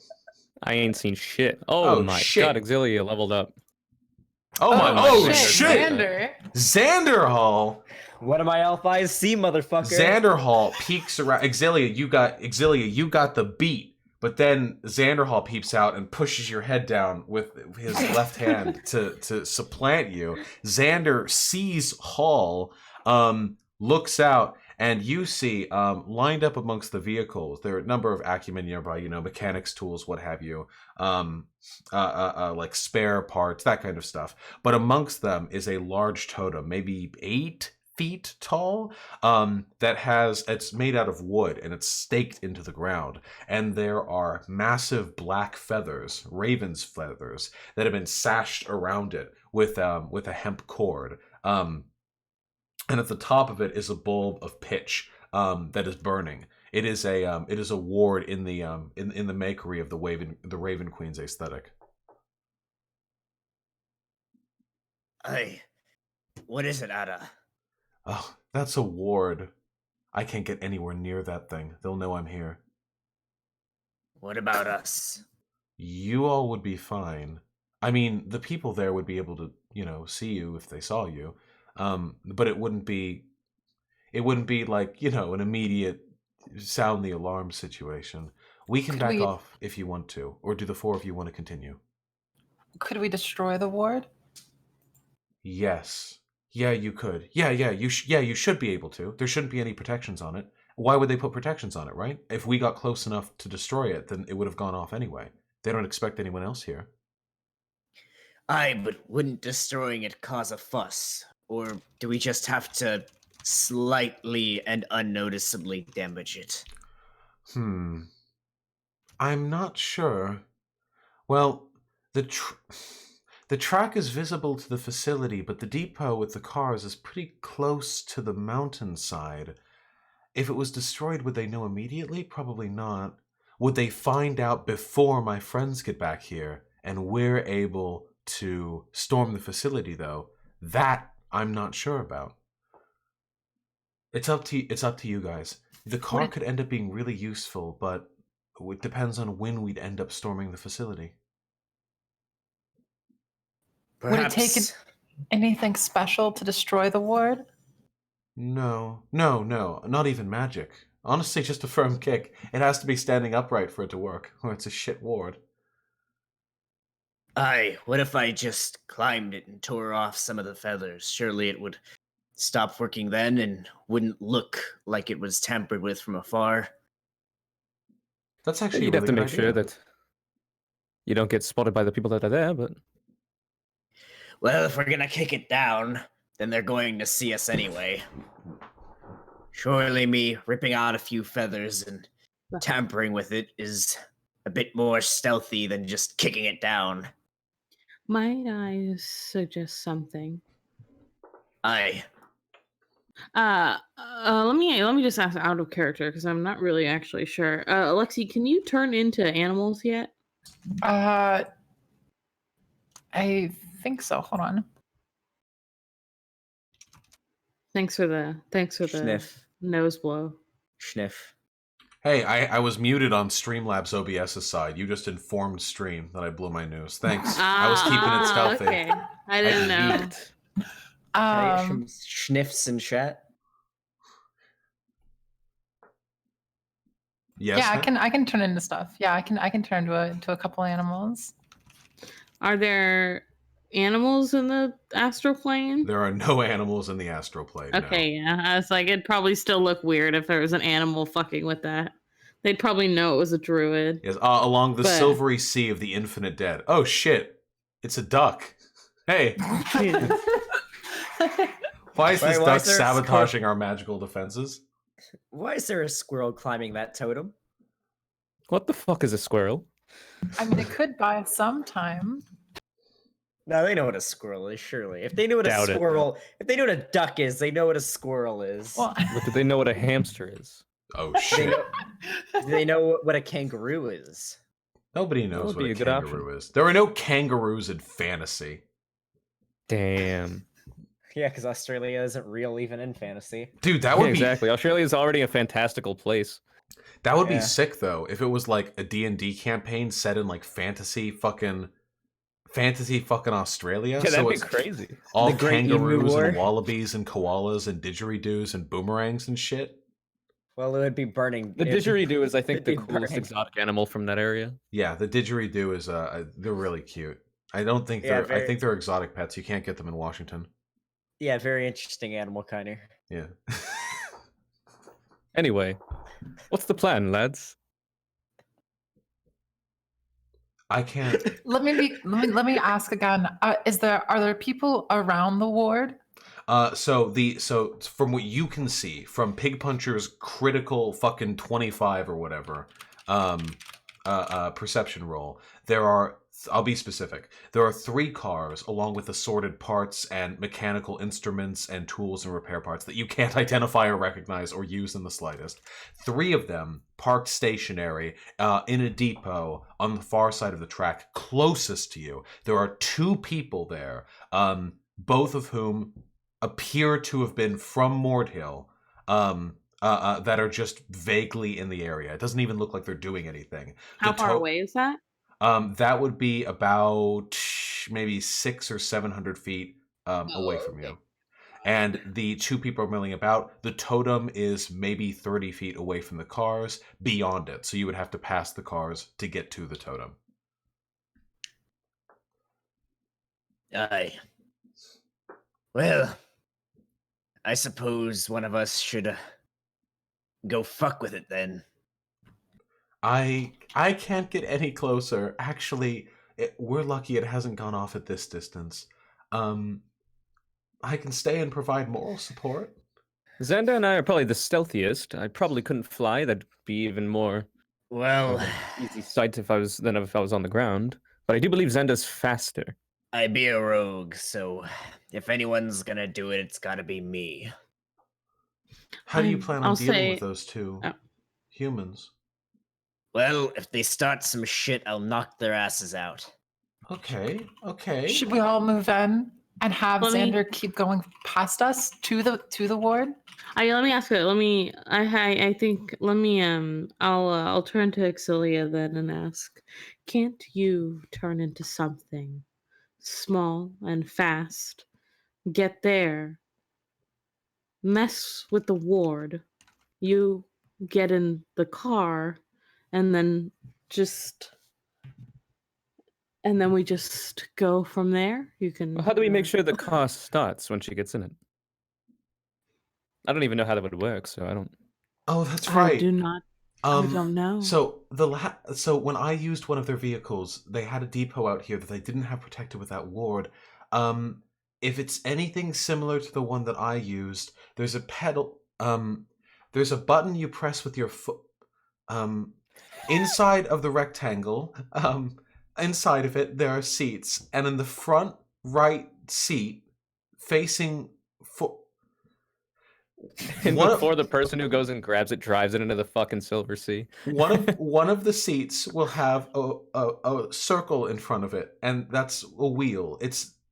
It's called a steering wheel, and it's different from the wheels that drive the car, and I'm going to call it the wheel. And you get in that seat, and then there is a button you press with your foot down on the left-hand side of the cabin beneath the seat, and you hold that down, and then there's a button that you press adjacent to the steering wheel, which will be in front of you, and that starts the smoke maker in the back of the vehicle, and from that point, the vehicle is turned by turning the wheel in front of you, and Kazui's just preening his feathers right now.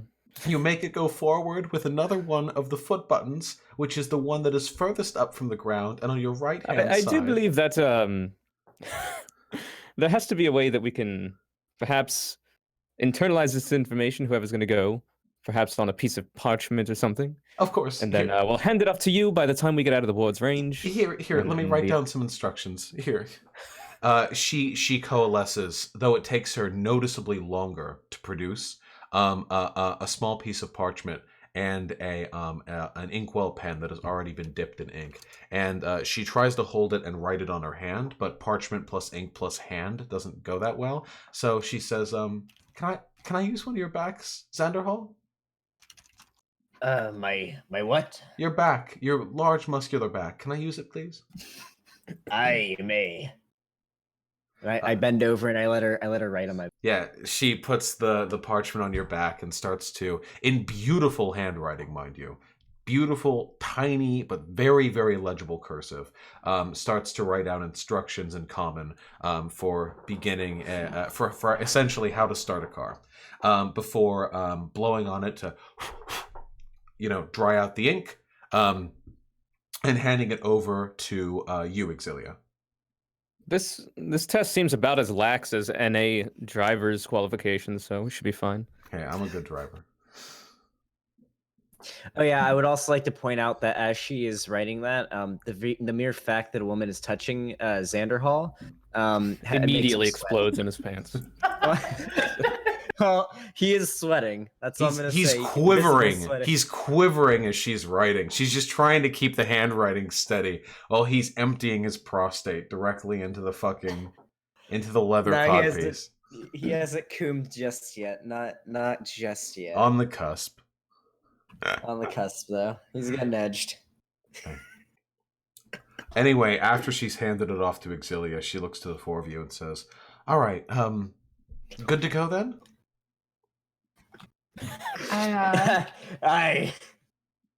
there any that the advantageous position plan? that we could be in just in case Exilia gets in a little bit of trouble? I don't want to leave her out to dry. Such as what? I was just curious if anybody had any ideas. You seem to be more familiar with the area than we are, so. Only marginally. I only came across this island after they set up camp, after all. Because my problem is, if we're all the way on this side of the mountain and Exilia has to go all the way out into where the ward is and get the car, if she's found out there, it's probably not going to be too good. How long would it take for us to travel this distance if we needed to get to her? Well, it's about 800 feet to the area where most of the relevant stuff is. So 800 feet would probably take you in the ballpark of maybe 2 minutes to travel if you're moving quickly, or up to 5 minutes if you're trying to remain stealthy.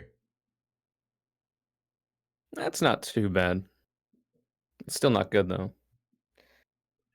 I would love to help, but oh Jesus, oh gods, I almost forgot. She snaps her fingers and removes the breathing spell from the rest of you.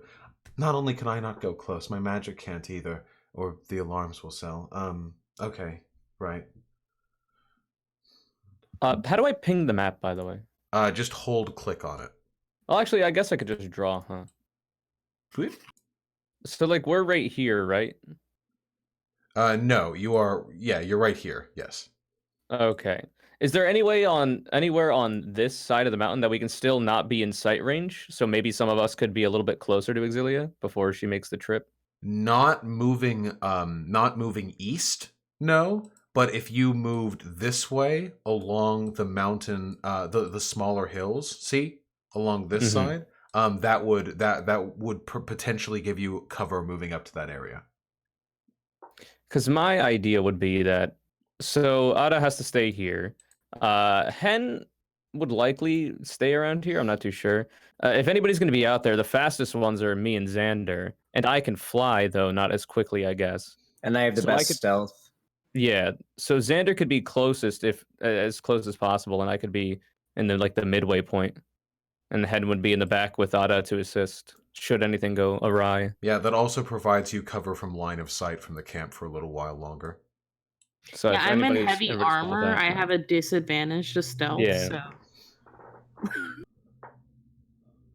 So we could try that plan if I'll convey that in Kazooie speak. Crikey, cheerio. Yeah, all right. So is cheerio, that cool with mate. everybody? I think we should go this way, huh? Are you like? Do you have like the Tracer accent and everything? No. I mean, I have the accent. This is deeply offensive. Struggling I to want it speak known.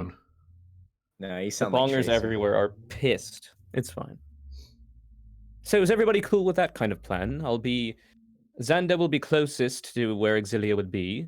I'll be in the midway point, and then Hen and Ada, you guys will stay back here to support, just in case anything seems to go awry. I suppose I'm down. Because then at that point, if we get the car, Exilia will make that trip over. Xander can jump in the car at that point if possible. And then if I need to, I can fly out or whatever if we're spotted. I assume once the car starts moving, people will become suspicious. So we'll have to be quick. Hun. Mm-hmm. Ian, for the people who are around the totem, would the creatures here be considered elementals or undead? Like, what are they? Well, the creatures that are over there are from the town of Mordhill, which means they would technically be undead because these are those who have been consumed by the plague and now live in the conductor's service. Okay, then before Exilia goes, I would like to cast protection from good and evil on her. Good plan. All right, so Xander, if you and me want to make our stealth moves out. All right, should I roll for it? That's up to Vosh, really. I want to see if I might be a tripping mess on my way over there, so let's see. So who is just to be perfectly clear, who is doing what? Explain the plan. Kazooie, what are you up to? I would think that Xander and I would move out at the same time. If I'll make Xander's option this one right here. And then I would come to right here. Gotcha. So we would move around the same time, and he would move out further. I would stop short. Hen, what about yourself? Aren't I waiting here? I have pretty heavy armor, Okay. so I worry about. I don't think I can move as quickly. All right, Exilia. I'm gonna turn into probably like a little chipmunk and scurry my way over there. A To the ward to go fuck with it a little. Will you be taking the same route as Kazooie and Xanderhall, or will you be beaming directly for it, trying to stay close to the mountainside? I'm gonna just direct just as fast as possible. Okay, then let's go for it. I gotta go further. Hen, you and Adha are on lookout. Kazooie and Xanderhall, you're going up the smaller hills to the left side. And I cast protection against good and evil on Exilia before she runs. Beautiful. Exilia, you are going to be beaming directly for it, meaning you're probably going to arrive the fastest. So, let's resolve this minute by minute. Minute 1 passes. Xanderhall, Kazooie, go! Exilia, you're chipmunking, you're going. All right, the plan is in action, okay? I'm gonna roll. Where's my fucking god dice? Hold on. All right, I keep it in the bedroom. Why do I do that? What a loser. What are you rolling for in the bedroom? Listen, it's just my little lucky 20s, okay? Roll for dick size, like chat was saying. We'll just GM. Imagine if that was a thing where, like, every time before you had sex, you had to roll dice to determine what your dick size would be for that instance of having sex. That's hot. All right. Nothing of note occurs for the first 2 minutes that you're making your way up. You fucking move on up. Xanderhall and Kazooie, you're up to around here right now. And you, Exilia, because you can fucking beeline it, you are now up to around this point. Exilia, you have made it about 2/3 of the way to the encampment. Nothing looks any different from your perspective now. You still see the 2 Mordhill villagers who are milling around by the cars. You also have a closer look, not just at the depot, but at the separate facility, the one right over here, which is about 150 feet away from the rest of the cars. It looks like it's made out of scrap metal and wood. It looks pretty ramshackle, to say the very least. And also, the track directly connects into it, meaning it might be some kind of, and you wouldn't know the word for this, but let's just keep it simple, garage. Chapped lips. All right, I'm going to go again. Next minute. What are we doing? Okay. Things are staying fine. At this point, Kazooie, you've reached where you seem as though you're going to be staying for a time. As you've reached the second mountain range that you plan on staying at. Is that correct? I'm just gonna do a perception check to make sure my surroundings are okay. Good idea. Nothing weird going on. Kazooie, you and Xanderhall arrive at this second hill on your way up to the one closest to the depot. You do a perception check, and you actually do see that things are different. Now that you are looking from the angle you're currently at, you actually see there is a third Mordhill villager who was previously obscured by one of the cars. The cars are up on elevated patches of ground that have like ditches under them, which, again, using your knowledge of cars, are to allow repairs to be done on the underside of the car chassis, but it allowed to one of the Mordhill villagers being obscured. You see now this third one. The third one also just seems to be milling around. They don't seem to be doing anything like super extra special or anything like particularly noticeable. How close in proximity are they to each other, roughly? The third Like, one... if we were to engage them right now, hypothetically, would they be able to join up together? The two that you originally saw are within 10 feet of each other. They're very close. The third one is about 50 feet away on the far side of the farthest car, each of which are about 20 feet apart. They're just doing their own That's thing. more north, I would assume? It is more to the, the one that you now see is more to the north. Correct. Okay. So the new one is over here, whereas the two that were previously seen were over here, more or less. I certainly would hope that Xander would also make some sort of roll to figure shit out, since he has a better vantage point. But at this moment, I can't convey this information to anybody at this point. Actually, at this moment, you and Xander are together, because Xander hasn't yet moved past to the third hill. I'll very silently whisper with my 20 stealth roll to Xander the information I've gained. Mm-hmm. Gotcha. But Exilia is still in the dark then, because she's far away, right? Exilia is still in the dark. And as we move into the next minute, Exilia, you are now going to be arriving. Damn. Exilia, my favorite chipmunk, you are now moving away from the mountainside. You are now adjacent to the depot. You are next to the cars. Nobody seems to have noticed you at this point. You're about 100 feet away from the two Mordhill villagers and about 70 feet away from the totem. What do you do? Can I hear anything from the villagers? Do they speak at all? They are not speaking at this moment. I think I'm gonna move. I think I'm gonna try to move straight for the ward. Try to climb up it. Gotcha. Go for it. Make a stealth check to do so, because you'll be on open ground that will be visible to the villagers if they so choose to look. Would she get advantage for being a tiny little chipmunk? Oh, definitely, but it's not relevant here. A 16 passes, definitely. You are able to move at the right times, to stay close enough to the dips and curves of the ground, to hide behind the shadows of the cars. You are able to avoid sight from the two villagers and make your way to the base of the totem. Again, it's about 8 feet tall, wood, with the sort of raven iconography lashed around its top, and a fire of pitch burning above all of it. What do you do?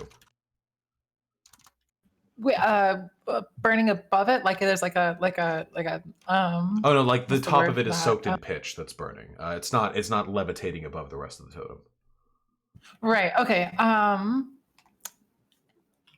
I wanna climb up it and try to spread that fire. Try to knock the fire over onto itself, essentially. Oh shit. To get the entire ward burning. Gotcha. Wait, Exilia, or wait, didn't you say that it was that the feathers were wrapped on with hemp rope? I did say that. What if you maybe bit the hemp rope and like cheating? pulled it up to the fire? You're not there. You wouldn't be able to convey this information. Yeah, no, I wouldn't be able to. All right. When you metagaming Pigpuncher, dude. When you climb up the totem, the raven feathers are lashed down with the hemp rope. The hemp rope is thick and rough. This isn't like a neat little corporate factory job, Like, this was made with shamanistic magic. Like, this is some heavy, like heavy, best as you do type of shit. The fire is burning from a pitch-soaked orb of wood that is carved out from the top of the totem. It's about the size of a doorknob, more or less, though the fire it produces is a violet hue. And the raven feathers are thickly lashed around it. The feathers are quite a bit larger than the feathers any actual raven would have on its body. So they're quite, perhaps maybe 16 inches long. What do you do?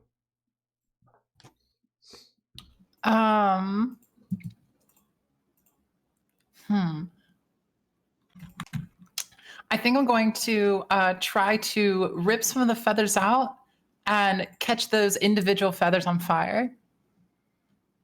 As I start ripping them out. Nice. Okay, yeah. Make so you're going to like tug at the feathers with your like teeth? Oh, wait, I think you muted yourself. Oh, can you not hear me? Oh, there you go. Now I can hear you. Oh, weird. I said I'm gonna try to rip them out with my teeth. Yeah, we'll see Yeah, see cool. how that works. Yeah, here. Honestly, make a chipmunk strength check. Hold on, wait. D&D. Oh yeah, see what strength chipmunks fucking have. Yeah, let's see. You can just roll a d20. It looks like a squirrel. No, wait, this is for 3.5. Hold on. Dude, they deleted so much info off the internet pertaining to D&D 5e. It's fucked up. Yeah, they did. Also, Ian. Mm-hmm. When I get a chance, can I chat with Adha while they're doing this? Yes, absolutely. After this is resolved. Yeah. Okay. Am I just rolling a d20? It would be a 1d20 minus 4 would be the chipmunk roll. Okay. A 5 isn't going to do it. You ineptly tug at the raven feather for about 10 to 20 seconds without being able to wrest it free. That's not intrinsically a failure, just in this instance you have failed. About 20 seconds has been used.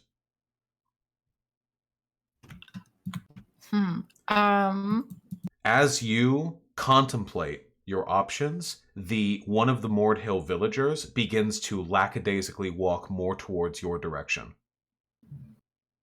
Okay, so what we're gonna do instead is I'm gonna turn back into not chipmunk anymore. Exilia. Oh. I'm gonna turn back into my tiefling form while I'm on top of the ward. Uh-oh. That is going to be quite the shock. Okay. Before you do that, because that's a game changer right there. Let's resolve Hen's conversation. Hen, go for it.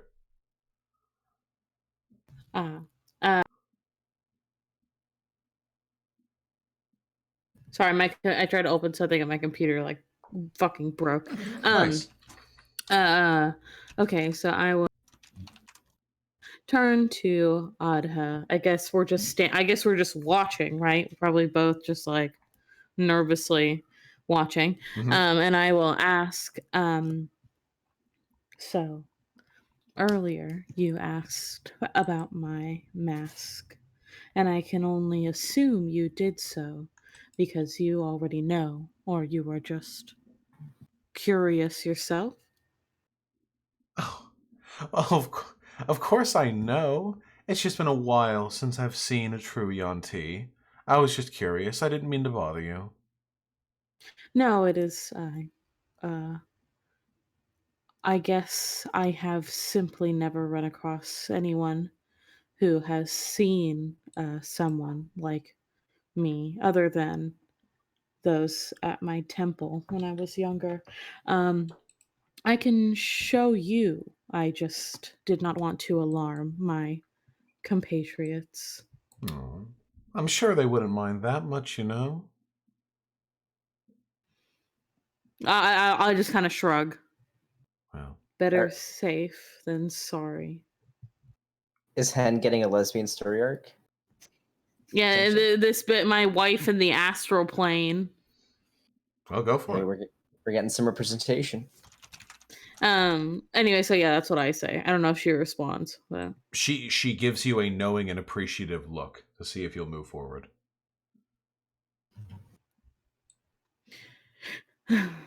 I guess I will. I'll do. I assume they're all busy. Nobody else is watching. They are all definitely busy. All right, then I will begin taking off my mask and pulling back the, like, because she wears like swaddled clothes. like the swaddling. As you're taking off your snaky clothes, she says, "It's Yanti were a lot more common back in my day. My people are gone, like completely. Yes, wait, what were your people? Oh, we called ourselves the Lunar Elves, but we've been gone for a really long time. Not the Yanti. Would I have ever heard of the Lunar Elves? No, absolutely not. Okay, that's what I figured. Anyway, after you've removed your snaky clothes, she looks at your snaky face, which is very snaky, and she says, "God, oh, you people are so beautiful. I'm sorry, not you people, but you know what I mean. Just, it's a shame there were so few of you left." Thank you. I guess it is a shame that there are so few of your people left as well. Or maybe none? Absolutely none. No, I ask every time. Well, I stopped asking a few thousand years ago, but I asked every time. They must be very well hidden indeed to have evaded the experiences and adventures of all the mortals I've spoken to over the centuries. Would you like to describe Hen's head, or I guess should I? No, you go for it. Well, what has I guess been revealed to Adha is what is usually under Hen's cloaks and scars, which is just a massive like ball python snake head, like the big neck, which isn't for those who I guess are unfamiliar with Yonti. Snake. It's a very unusual look, and probably one that most people would respond to with terror, considering you'd Aren't there probably a never variety- seen one before. But Aren't there I'm a variety glad of she forms likes as it. well? Huh? Aren't there a variety of forms as well? Like There abominations and are, shit? but I don't think I can change them. Do you know which one you are? Malison. Okay. I'm imagining Snakehead Malison. I'm imagining the snake things from Sen's Fortress from Dark Souls 1. Yes. So yeah, if you guys were watching Vosh's gaming stream last night, which you should be, if not, you're fake fans. Pepe laugh. Yeah. Okay, if you're watching the D&D stream, you're real fans. But yeah, basically that. Basically that. I'm drawing a snake. No step on snake. That's a good snake. I'll Do I do you have- one better. Do I Are you have ready? it, hyena? I've linked a picture of her head in chat. I drew my snake. I think it's pretty good. What does this devolve to? Good, thank you. Gecko snake, Bosch. Very Yeah, Can you good. erase my snake, please? No I don't know step. why I can't erase on this. It's weird. Yeah, I don't think players can erase. No, I'm afraid that power is for me and me only. Here you go, chat. This is the snake. Look, he's a baby. I'm trying to see Nope, the that's screen. not it. But Nope, that's not the right one. There we go. That's the right button. Snake. nice. With that, I imagine shortly thereafter you probably redon the garb. Yes, that I you had have. one more question to ask her. Oh, of course. I'll just say, well, now that you know this, or I guess you have, since I came here, you've lived here for a while. My god also lives here. You wouldn't have happened to have heard of Solstice, would you? Oh, Solstice, of course. Everyone's new favorite for the astral plane. Well, favorite to a few at least. We know all that business that went Bandwagoners. down with. We know all that business that went down with Agri Dier a few decades ago. Everyone knows about that. No, of course. I've never met him myself, but no, we know of him. Yes, you're the the Raven man we spoke to said. So that I think. Wait, hold on. Was it him who told me he was far away, or who was that? No, that It was was him. him. Yeah, the Raven Man. Okay, told me that he was quite far from here. So Well, everything's quite far from everything else here because the Silver Sea is near infinite. But yeah,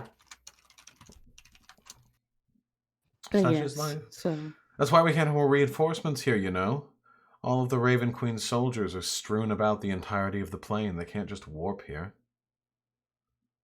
yes, understandable. Well, good you know of him at least.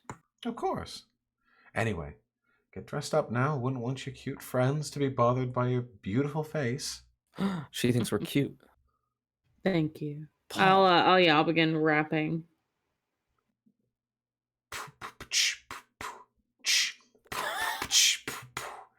Take it away, Hyena. No. What the fuck? Engage! Okay, so this conductor, I'm gonna give him big spoilers here. I will challenge this conductor to a rap battle. I mean, he's immune to all Yikes. other forms of damage except rap battle damage, so I would assume. I mean, Yeah, that's a spoiler, but I've been hoping for it since the beginning of this campaign. Exilia, we return to you since you're doing a thing. I imagine that you're on there as a chipmunk, and when you turn back into Exilia, back into a tiefling, your like legs are wrapped around the totem, and you're just like on its upper third or something. Like, give me a mental picture. You know? Well, it depends on the what it looks like. If there's any like diameter. ledge that I could sit on or anything like that, then I think that would be probably better than just having my legs wrapped around. But if that's all I can do, then Yeah, there's no Hell yeah. outcropping to sit on. You'd either have your legs wrapped around it, or you'd be like hanging from it with your like hands around it, or you'd be like standing on the ground. Okay, yeah, how she wide is should- the diameter of it? Can she not what's the balance girth? on the top of it? It's pretty girthy. It's like I'd say balance it's on top of probably like 9 inches both in feet? diameter. Maybe just 1 foot. I mean, the top is on Okay. fire, so Oh, never mind. Even better. No. All right, then yeah, sure. I'll have as I turn back, I'll have my legs wrapped around it. Holding on as best I can. that you are Pretty awesome. immediately noticed by the closest Mordhill villager. Wait, is her being noticed and all this happening? Can me and Kazooie see this? I'll inform you guys. You know what exactly? Okay. I was gonna say, I can. Do I have any time to do anything while I'm as I'm being noticed?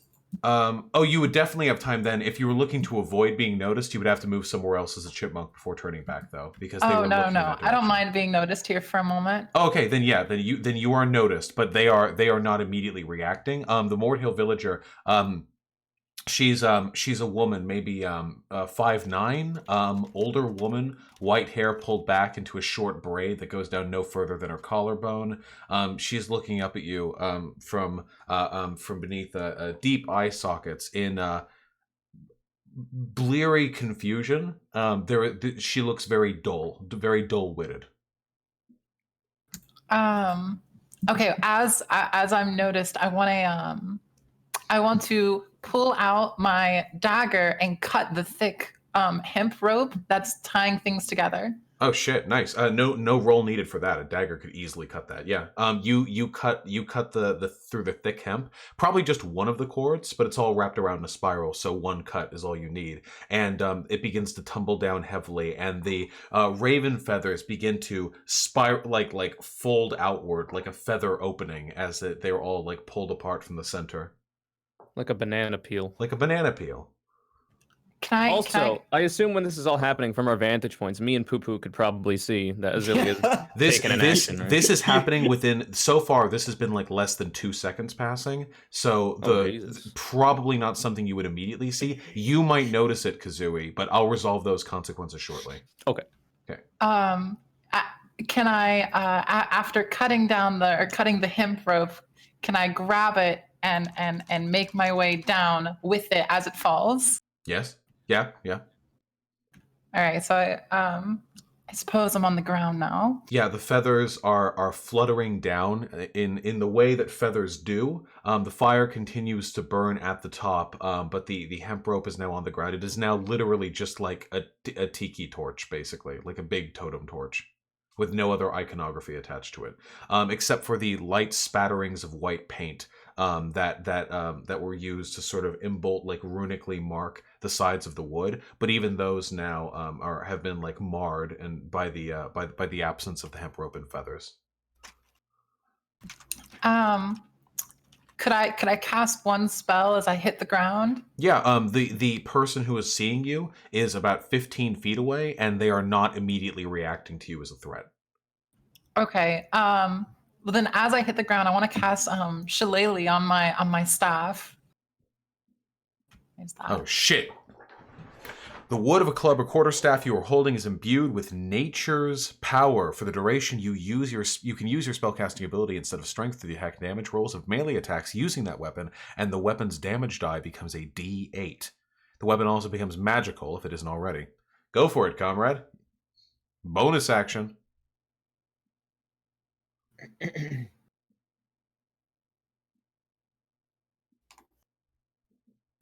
Wait, is there? No, just do it. Shillelagh. Shoo it. Shillelagh. Shillalag. Shillag. Yeah, some shillelaghs inside of the little 4-leaf clovers. Wait, does that not count as casting it? Hold on. No, you did. Oh, okay, never mind then. Sorry, apologies.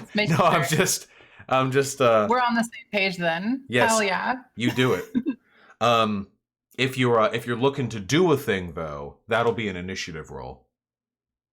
Yeah, no, not quite yet. I'm getting ready. Gotcha. Then if that's the everyone else case, has noticed now. if that's the case, Kazooie, you have absolutely noticed this. Hen, you have almost certainly noticed it as well. Xanderhall, you would not have, because you're still moving to position to the third, to behind the third hill. The woman looks at you, Exilia, and she says, I don't know if I've seen you before. Did the big man send you to do that to the totem?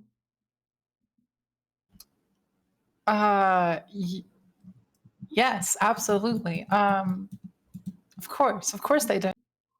Oh, that's rather a shame. She begins to walk towards you, but in a non-threatening way. Do you react defensively, or do you allow her to approach? I want to allow her to approach a little bit and say, doesn't it look nicer this way? No. I liked it the way with the feathers. But this is avant-garde. I don't find Wait, this you're very not here avant-garde at all. That was out of character, Mr. No, I know, Vosh. I know. Relax. All right. What's your name? I'm not sure. What's your name? Me? Yeah. She puts a hand to her face, and she appears to get lost deep in thought. Almost for a worrying length of time. In fact, she just sort of contemplates before saying, maybe after 4 or 5 seconds, I don't really remember, actually, what my name is. Do you hear that? The drums or something else? The drums. Yeah, I think I hear it. What's it sound like to you? She looks at you. She looks in your eyes, and she begins to slowly and almost experimentally wiggle her body to a beat you can't hear. What do you do? I'm gonna try to wiggle my body in a similar fashion. You can make a roll either with performance or deception, whichever you would prefer. Kazooie's kind of entertained by this mating ritual. Xander Hall is looking like, what the fuck am I looking at right now? What is happening? In fact, Kazooie would kind of mimic the movements as well. That's a bird thing to do.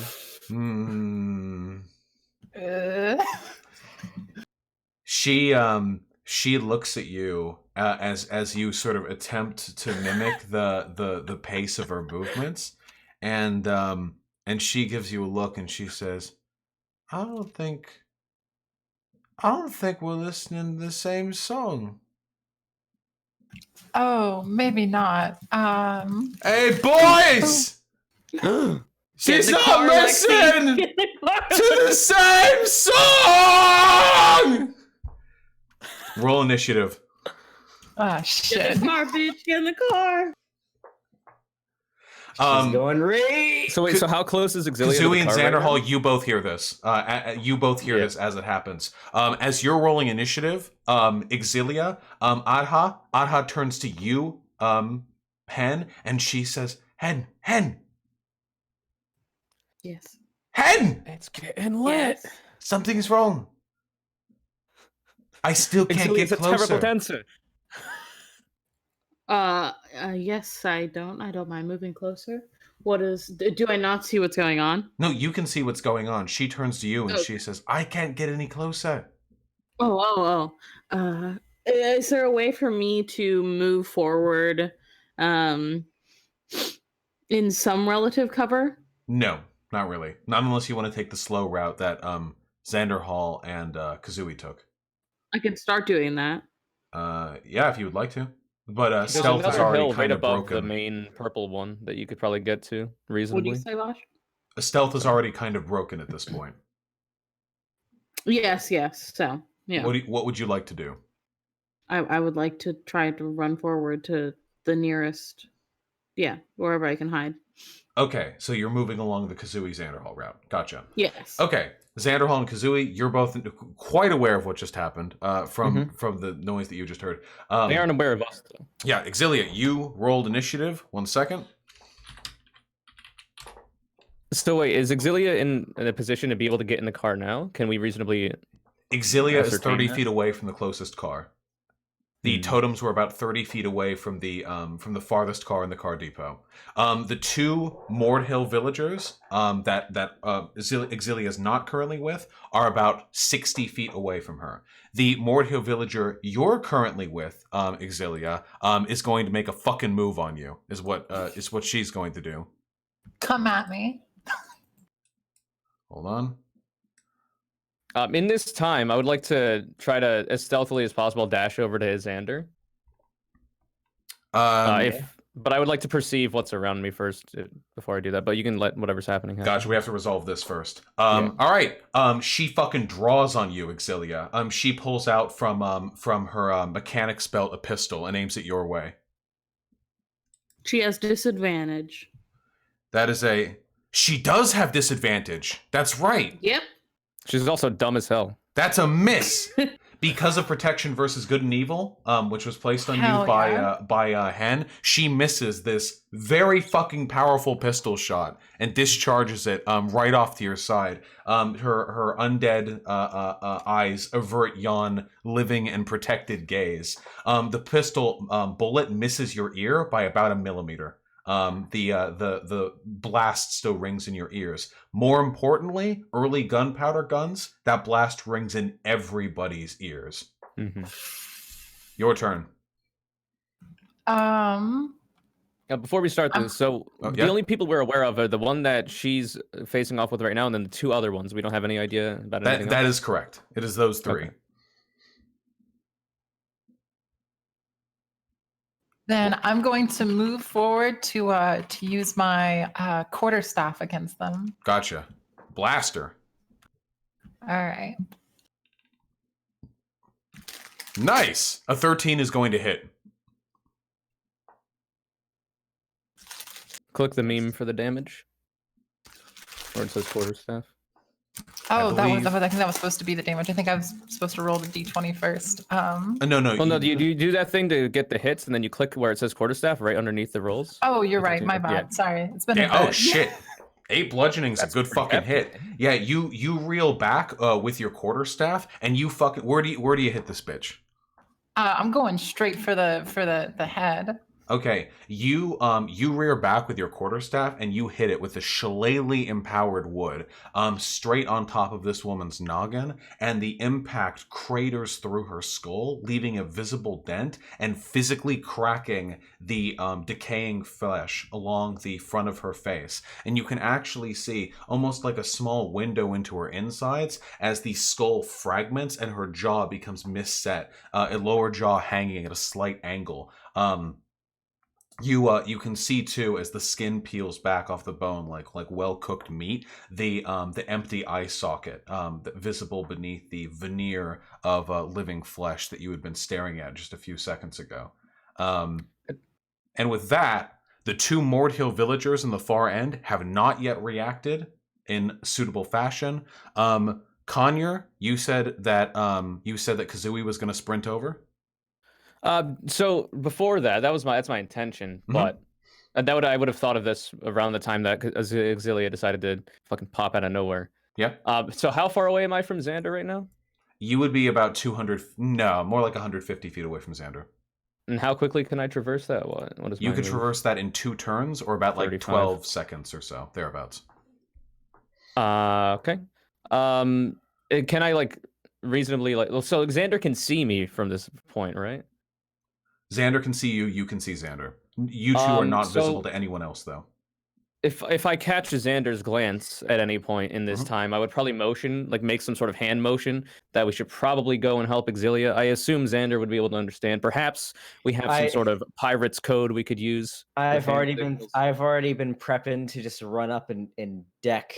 Yeah, we'll do a bunch of Naruto hand symbols and start moving over there. Yeah, probably we're doing stealthily though. That would be my intention. Yeah, we're doing the little symbols at each other. So how far am I from the closest villager? You would be about maybe 300 feet, which means at full sprint, that would be about 30 seconds to get there.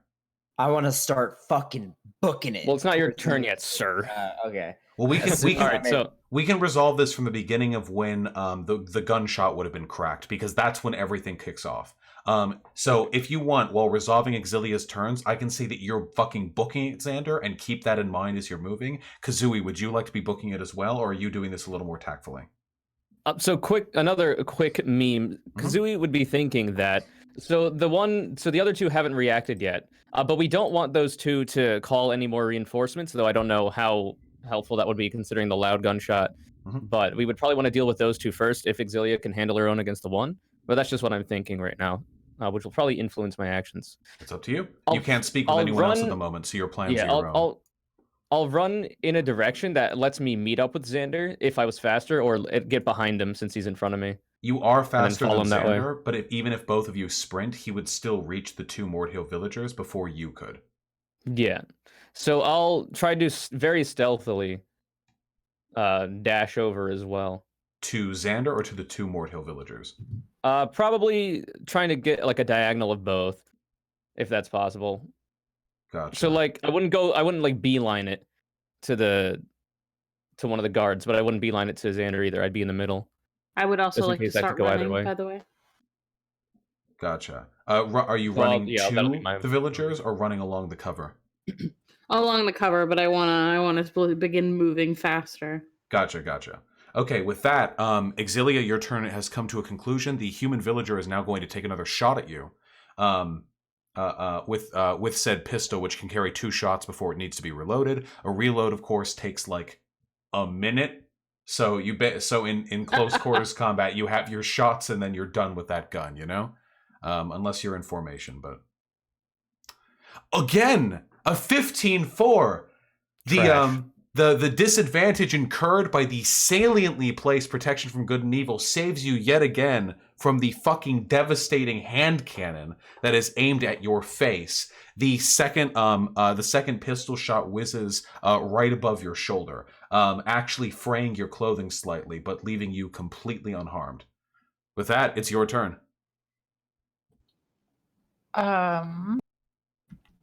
Wait, and that was the same person attacking, right? The one that I just bashed their face Correct. in? Yes. The one for whom half a face is slipping off right now. Kazui's mildly all been annoyed there. about these loud ass fucking gunshots. They are very loud, yes. And I'm like, wait, what'd you say? Like 30 feet or so from the closest car?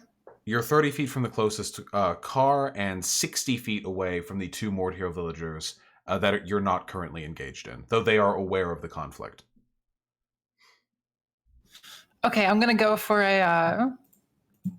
another hit, another shillelagh infused quarterstaff hit. This one to the legs. Blast him. 13! Fucking does it! 13. Easy clap. You fucking ate bludgeon. The synchronicity.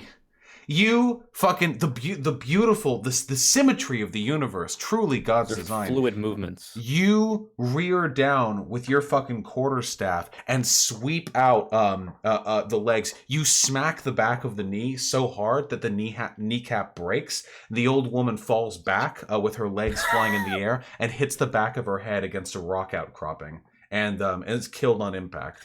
You've successfully beaten this old woman to death. Her pistol, empty now, clatters to the ground, and this time, immediately after she dies, the pistol, its metal, its machinations, it's a revolver style pistol, unfurls into a cacophony of appendages and intestines and sinew and flesh woven into the shape of a firearm. It happens immediately as it hits the ground. The intestinal meat throbs, pulses with blood once or twice before unfurling, and it just looks like another pile of giblets settled on the ground. You've successfully murdered this woman. A choice needs to be made, Exilia. The 3 other party members are running towards you, all in their own fashions right now. 60 feet away from you, there are 2 Mord Hill villagers. But between you and them are a line of cars. The closest one is 30 feet away. What do you do? I think I'm gonna go for that closest car. I think that's the best idea here. Okay. Are you walking towards or booking? The 2 Mord Hill villagers, the one who know that you just killed their friend, are just staring at you at the moment. They're both also likely armed with firearms. They're both armed, yeah, but neither of them have their hands on their weapons. Ranged weapons. Yeah, let's go for it. We're fine. Fuck it. Okay, we're GM. All right, hold on. Let me GM roll over here. Hold on. That was my God roll. You book it over to the fucking car that is 30 feet away. The 2 Mord Hill villagers have not yet moved. But as you're moving over, you hear something from behind you. The garage, again, you wouldn't know the name, but let's just, let's call a spade a spade. The garage door pulls open. Heavy sheet metal, probably manually lifted in front of the garage doors. And you hear sputtering from something within. And as the doors open, something emerges. You see the front end of it's a fucking mech. It's an Ava unit. It's a Gundam. Fucking Ava. You see a vehicle begin to pull out of it. And it moves forward onto the road. You're close enough. This is about 100 feet behind you, Exilia, as you're moving towards the car. And you can look around and turn without slowing movement speed or whatever. A car pulls out. 2 people are driving it. One person is on the front of the car, actually driving it normal-like. It's a Mord Hill villager. But on the back of the car, rather than this being a typical 4-seater, there's a flat bed that extends about 12 feet behind the drivable portion of the truck. And on that flatbed is a metal post. And straight up on top of that metal post, on a rotary system of gears that allows it to be moved about, is a very, very large gun with a belt coming out of it on either end. And manning that gun is a skeleton. And that skeleton looks over at you, Exilia, and says, "Who the fuck are you? And what are you doing in my cars?" We gotta go. All right. Wait, am I in the car yet? You are just arriving at the car now. Yes. I'm gonna get the fuck in that car. Pull out this piece of parchment that Ada had given me, so that I can figure out how to work this thing. The car begins to pull out of the garage. All your friends are moving towards you quickly. I assume you will have read it already at least once, just by the way. Adha still cannot join the fight at this point in time. You begin to read. I want a fucking what's a reading check? Is it just intelligence? I want like interpret this shit immediately. Probably int, yeah, right? Some sort of intelligence check. Yeah, go with it. Oh, I didn't know that. nice. Hell yeah. Holy shit. You are able to quickly interpret the instructions. Exilia, pedal, down, by your left, hold it down, button. You feel that? That's the engine starting, baby. How does that feel? You're in a fucking car. Never experienced this kind of power before. There are two Where noises. are Xander and I at this point? You and Xander at this point would be probably about between 1/3 and 1/2 of the way over to the two Mortio villagers. Okay. Moving at full tilt. Exilia. What's Exilia's exact position? I'm sorry. Yeah. So Exilia's exact position would be right here on the far end of the car depot. Okay. And your exact positions, respectively, would probably be here for Xander Hall and here for yourself. Roughly speaking, you know. So you'd probably be about halfway to that point. Exilia, you hear two whirring noises. One of them is the hum of the engine underneath you, and the other one is of a rotary belt being fed bullets at 60 rounds a second. Make a dexterity saving throw. Monka. It's been fun.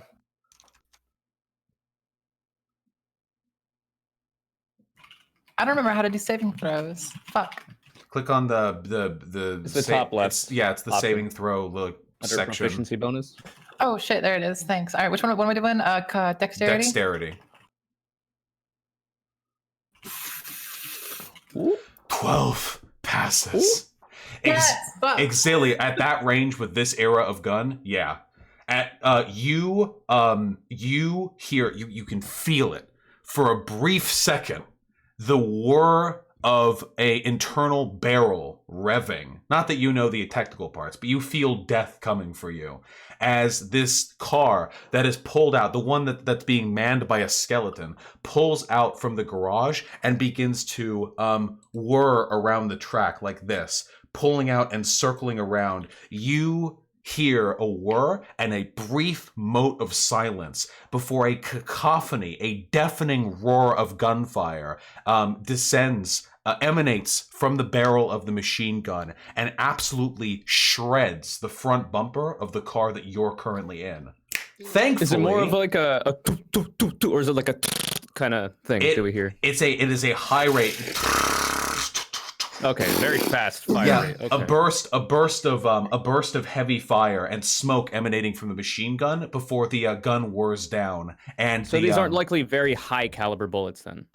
Like I can give you the knowledge. They would be low caliber bullets from a belt fed machine gun that needs to have its barrels changed. Old style machine guns would run through their barrels like every fucking 8 seconds, and they would like quick swap them out the same way that you would swap out like a magazine for like a proper gun. A cacophony of ammunition hails down upon you and shreds the front bumper of your vehicle. But Exilia, you duck in time. Dex 12. You duck in time beneath the armor-plated front of your vehicle and listen as glass shatters above you and the back of the seat that you were in, couched in leather, is perforated until it is nearly unrecognizable in its original state. Thankfully, you are not in a regular vehicle, my friend. You are in an armored car, and armored cars can withstand machine gun fire. Your car is still functioning. You rolled, what was it, 18 intelligence? Are you getting back up? Are you still fucking doing it? Yeah, hell yeah, let's get out of here. I'm driving straight towards my friends. Okay, you've got your fucking pedal metal. You can move this vehicle. The vehicle is running. It is a stick shift. We're gonna have to work with that, okay? Because even for people who know how to drive, sometimes it's a little funky if you haven't done a stick shift before. Mhm. You pull out. So here is where you are currently. You are currently the actor in this situation. So zooming in on the specific area that we are dealing with. Right here. At this point right now, Pigpuncher and Kazooie, you are coming close now to the two Mordhill villagers and to the two other cars they are standing behind.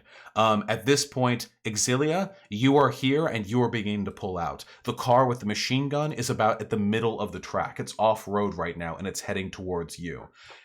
We are now going to roll actual initiative for everyone, separate from the previous combat. So everyone just do it. I know that we're doing this sort of in an abstract. We don't have the character tokens down, but this is how we're going to be resolving turns. Oh, I forgot. We don't have tokens to select, by the way. Yeah. So it's just, this is an abstract. And we're getting some quality rolls. Yikes. Perhaps if we had tokens to click. Yeah, yes, that would elevate. Holy shit, Xanderhall. Dude, your rolls have been fucking buck wild today, man. And what can I say? I'm a lucky man. He's a yucky man. You heard it. Yucky man. All right, let me roll for the two Mordhill villagers. Hold on.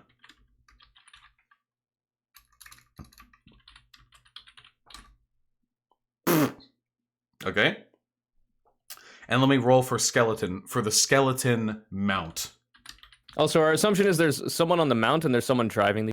Yes. There's two people in the vehicle. Yes, a villager is driving the a vehicle, whereas the skeleton, who is most certainly not a fucking villager, is running it down with the actual machine gun. Hold on one moment. I'm going to enter everyone in to the turn order settings.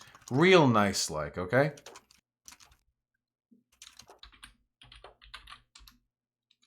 Mm-hmm.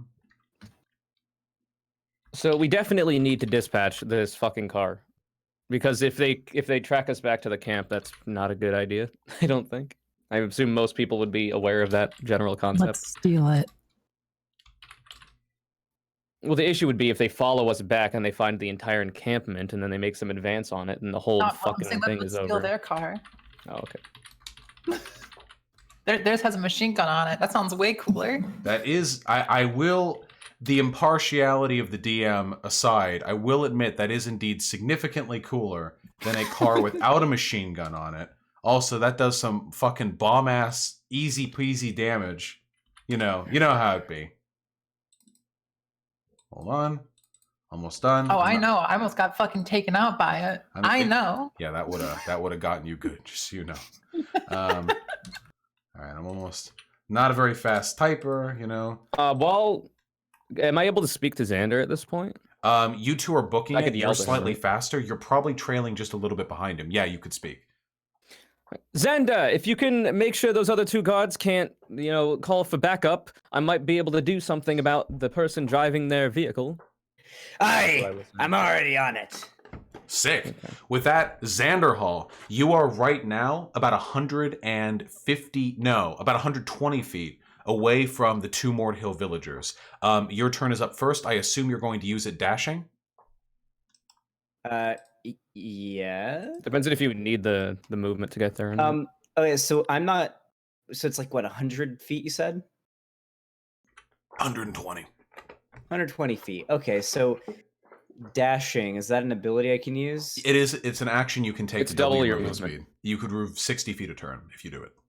But it is an action, so you won't be able to do anything else except for bonus actions. All right, let's do it. Dashing. Okay, so if that's the case, you will be able to reach the Mordhill villagers next turn. Okay. Pog. Okay. Is that next turn with another dash or next turn? That's next turn with another dash. Damn. But you could always do diplomacy once you get there. Pog. Seems like Xander's style. Yeah. All right. Is that How far am I, just for a general baseline, from the chat- armored car that's got the Gatling gun on it? the armored car is like 600 feet away. It's in the middle of the track, and it's heading towards Exilia at this point. Wait, Vosh. Can you ping it on the map? Yeah, sure. What is it, Pig? My resident D&D expert, Chad Boris, who helped me write my character sheet, says rogues can dash as a bonus action. Read your abilities. That is true. Yeah. So if you reach them next turn, which you will, assuming this current Could speed, fuck 'em up. you'll be able to use an action after you get there, such as just say immediately punching them in the Nice, face. awesome. Yes. Pog. Okay. Cool. Okay. Just make sure. Wait, can't Pig double dash then? No, you can't double dash. That was a good game. That'd be cringe. Because dash is a bonus action. Well, yeah, but So you can only can't dash do once a dash and then turn. dash. Okay, No. okay. I thought that was the That'd be a smidge cringe.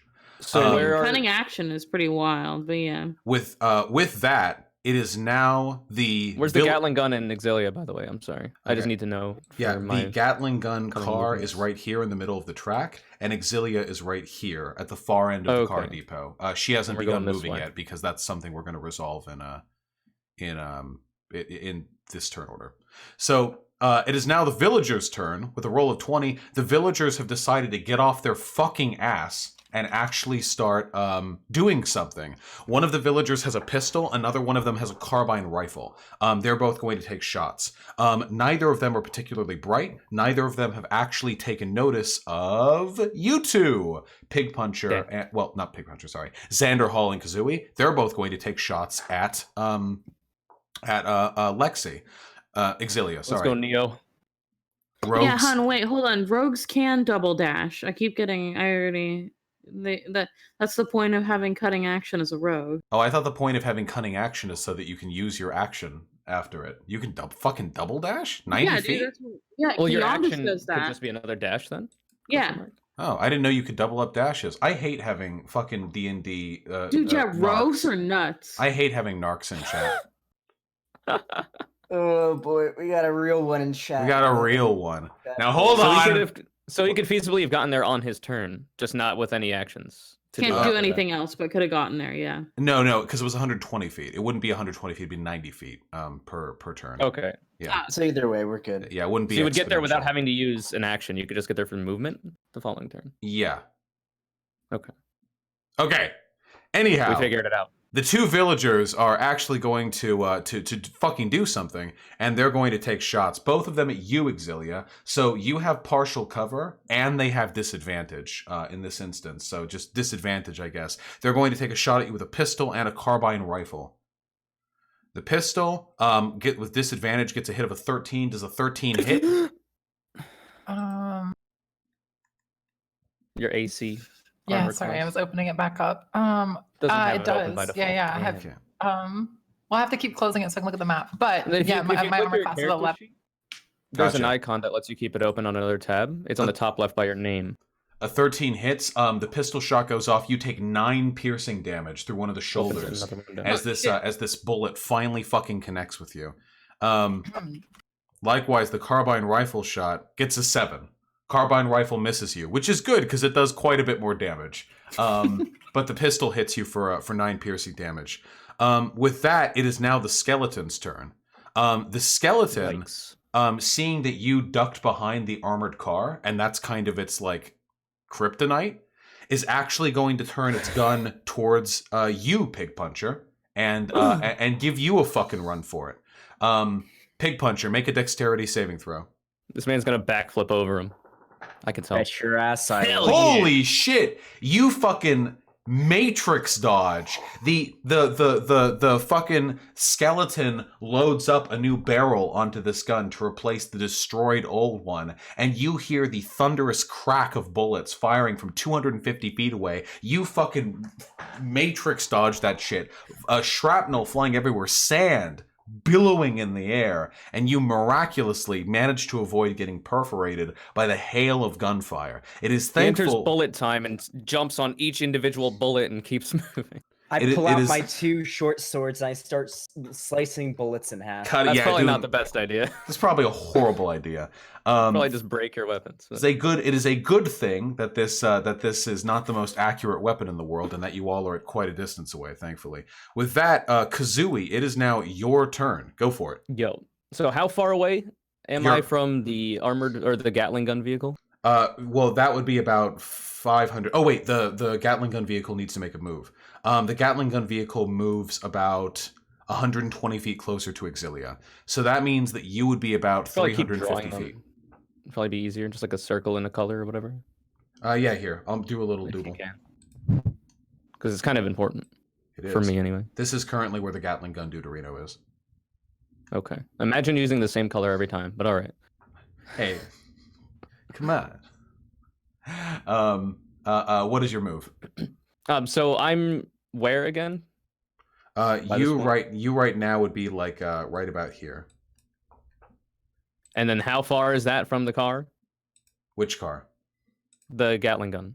About 250 feet away. God damn. Okay, shit.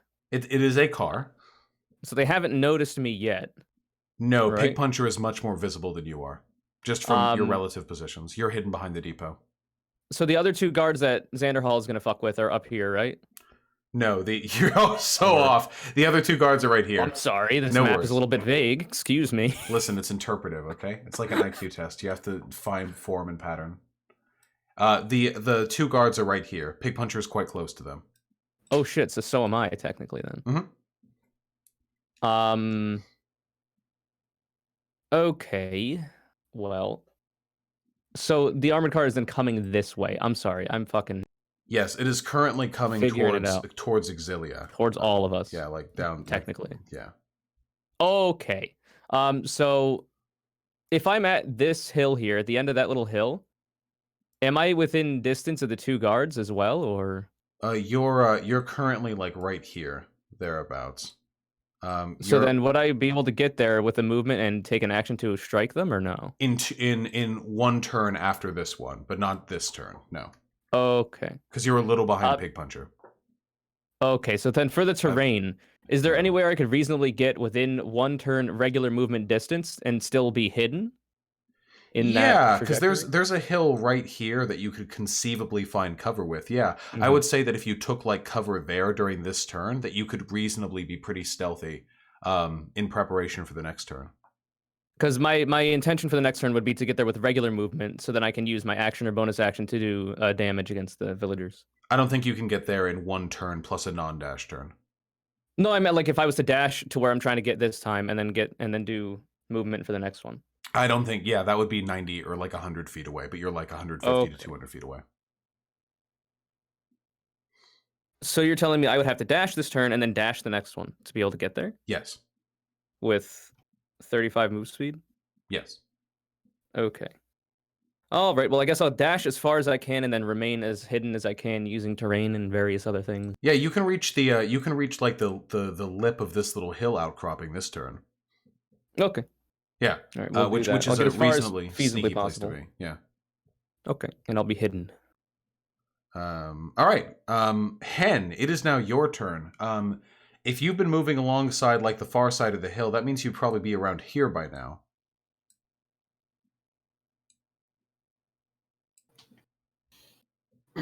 Hen? Maybe. Hello? Yeah, maybe, right? Yes. I mean, I don't know. The map is inaccurate, so however far you And listen, it's abstract, okay? It's abstract. I know, but I'm just saying, I don't know. It's difficult for us to interpret. Yeah, like imagine getting flamed by your not wife, girlfriend for my wife, your waifu for your art. My wife. What's your turn? I guess I'll just. How far away am I from them? You're like 300 feet away from the. That's what I figured. I'll keep dashing. Also, if I do anything else, it risks breaking the concentration on protection from good and evil. So I'll just keep running. True, that has helped. That has helped Exilia out a fair bit. Yeah, so I'll keep it on her because she's in the car. But yeah. What is the So you're dashing towards the 2 Mort Hill villagers? No, towards towards Exilia. The same general direction, but yeah, Yeah. gotcha. All right, gotcha. With that, Exilia, it That's is now only 60 feet. Exilia, it is now your turn. You are now in a vehicle. You cannot dash in this vehicle. It does not have nitro. However, you can move up to 120 feet per turn should you choose. This is mounted combat. However, unlike with horses, which will pretty much do their own thing, assuming you know how to ride a horse, you need to pay full attention to this and cannot cast any spells or make any attacks as long as you're using the vehicle. You are not proficient with its use. All right. It's fucked up they made a vehicle without nitro. I don't know what these people are going for, but I mean, whatever. That's the point. No wings and a rocket boost. What? So I guess I'm driving towards everyone else, right? Towards That's up to you. the party. Towards the party. That's where I was. That's like the direction I was moving previously was towards the party, and away from not only the machine gun car, but also the Mordhill villagers, right? You're so you haven't moved in the car yet because I consolidated the vehicle's movement into this turn, and you rolled a 1 on initiative. So so you're here now. As for directions, so right now, Hen, Pigpuncher, and Kazooie are all heading towards the depot with the other 2 cars and the 3 Mordhill villagers. The skeleton is circling around towards you. And you are at the depot currently, like, stationary with the car on. I want to try to run over the villagers. Oh, Hell shit. yeah. If I can make it that far. GTA 5. Yeah, you can. Fucking really GTA. Absolutely, you can make that in your time. Also, I should say, Exilia, while you've gotten Be careful not to kill us, please. a bearing for the vehicle that you're currently in, there are firearms stashed in a compartment between the passenger seat and the driver's seat. Oh, okay. Wasn't it the case that when we touched firearms in the town, they disintegrated? Yes. So we would have to. We do have the clockwork tooth that we got that let us come here. Does that do anything to that, or? Exilia, everyone got a clockwork tooth. That's right. Everyone got like a. It was what would allow us to come back without being undead or whatever. Right. Yes. Okay. Well, all I can say at this moment is that the vehicle is functioning for Exilia. Yeah, so we just don't know. Okay. Yeah. Um, Anyway, the 2 Mordhill villagers are absolutely within 120 feet if you want to go for that. I can't cast spells, but I could shoot like a gun out the window.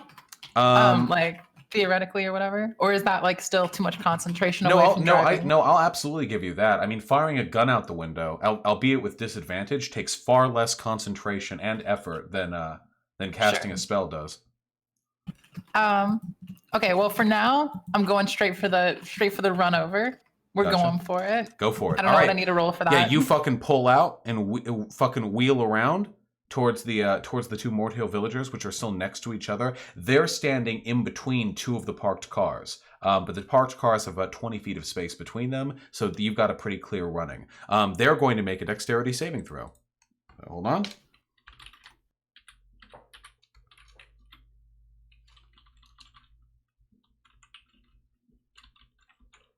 I'll just roll 2d20.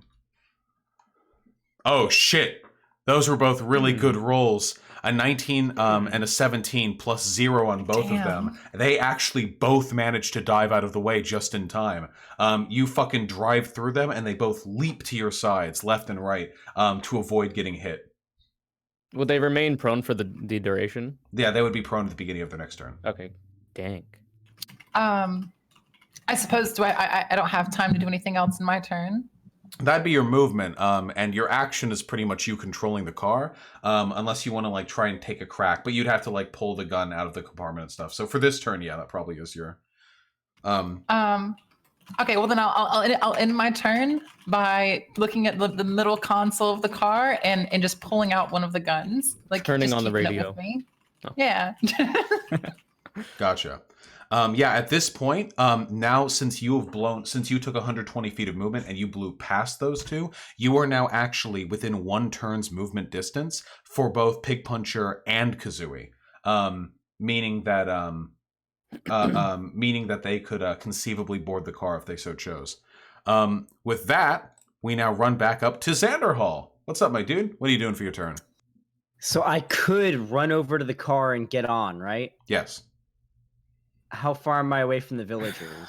The villagers are about 60 feet away. Exilia's car is now about 30 feet away because Exilia drove through them towards you. Now, I could run up and fucking decapitate these 2 villagers. Remember that we're going to be chased by the Gatling gun car if we don't do anything about it now. If we all get in the car. My dexterity is high enough that I think I could probably handle it. However, there can be no survivors in this situation. You know, we can't let them get away. They can alert other people. Yeah, I'm gonna run right up to the first villager and Hell yeah. attack. Okay. The villager is prone, which means that they have that you have advantage on attacks against them. Go for it. Not only that, but I also have my sneak attack, and I'm able to. Chad will be able to let me know in chat as well. But I think it's my first attack is a stealth attack, and my second is not. Right? That seems correct to me. If you got fucking sneak attack die on both attacks, that would be insane. Yeah. Let me know in chat. Chad should get that in like 2 seconds here. We Yes can or go. no? I am the DM. I say Okay. yes. All right. Monka. I'm pretty sure, yeah.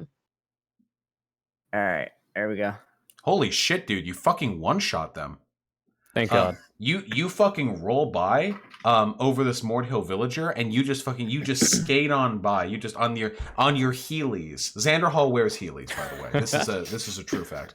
Light and up ones. you Heely on by, and you just swipe your swords down in like the little Snoop Dogg, like the dance move where he does the hand thing. And yeah, exactly. And you just whoop. You get him. You fucking just take that head. There is now but one Mordhill villager remaining. All right. Are you able to do that? Are you able to take both of them right now? Can I? No, you I used don't your know. attacks. Yeah, I used my attack. Okay. With that, it is now the villager's turn. Which villager survived? I didn't have them separated. The one with the carbine or the one with the pistol? All right, I'm going to roll 1d20. 1 through 10 is pistol. 11 through 20 is carbine. Okay, carbine, which means they're out of shots. The remaining Mordhill villager gets to their feet and drops the carbine to the ground, which is only 1 shot per load. And fuck it, my dude. I think they charge towards you, Pigpuncher, and they try to make an attack. They only have a dagger at their side, so that's a 15 to hit. How does that run? No way. I have 15 armor class. Oh my Then God. that will do it. This That'll guy do it? sucks. Yeah, attacker wins. A devastating 2 slashing damage. I'll take it. Yeah, Ever my been stung friend. by a bee, Xander? Yeah. You That's get basically- fucking Artemy poop clawed, you know? Yeah, I was an already. I am down. From Wait, wouldn't that have 34. poison damage though? True. That is true. True. Matching Yeah. AC is a hit. Yeah, when you match AC or attacker gets it's always attacker's preference. Whenever there's a match when it comes to saves or AC or whatever. Yeah, you take 2 poop damage, I guess. Which again, these are undead, so you know maybe I don't know. Yeah, it could be poopy. It is now the skeleton's turn, and the skeleton has one very decisive plan of action, moving 120 feet closer to you guys, barreling down on your fucking team, and now. He's still unaware of my position. Correct. Should be. And now the skeleton is within the effective range of its weapon. Uh-oh. The motor begins to wind. And with the arc it's capable of firing in, Exilia, Pigpuncher, and the villager are all going to need to make a dex saving throw. Now, Exilia, you get advantage on this because you are behind partial cover. Holy shit! Easy. Xanderhall! Shit. Have you ever watched The Mask? It's like when he eats all the bullets and then spits them all out. It's kind of like that. And I might secretly be a god. I don't know. Xander Hall's just been secretly a fucking. Yeah. The villager does not pass, just barely fails. Actually, I don't think the villager would even attempt to dodge this. I don't think it would occur to the villager to dodge this. So forget my roll. Xanderhall, you, again, astonishingly, at this range, you can't do any matrix dodging. You fucking panic fly, like throw yourself behind one of the vehicles before the skeleton open fires. The cacophony of gunfire is so severe that it literally shreds the vehicle in front of you, but it doesn't shred you. You live. The villager gets torn to dust. Exilia, you are still taking partial cover, and you are outside of the effective range of this automated weapon, which is 60 feet. You are about 100 feet away from it because you drove further than the Mordhill villagers. You drove past them. So you take a mere 3d6 piercing damage to your back. 9 piercing damage as shrapnel and small arms fire fucking slaps you in the latissimus dorsi. It hurts, okay? Let me tell you. It really Let me just cough stings. up some blood really quick. Yeah. But astonishingly, you two live. And Xanderhall, very, very well dodging the fucking death, you know? With that, Kazooie, it is now your turn. You are within, like, jumping on range of the vehicle. Of Exilia's vehicle. Correct. How far am I from the Gatling gun vehicle? The Gatling gun vehicle has come a lot closer. You're probably 80 feet away from it, I would say. 80 feet? About 80 feet, yes. Okay. 1 sec. Mm-hmm.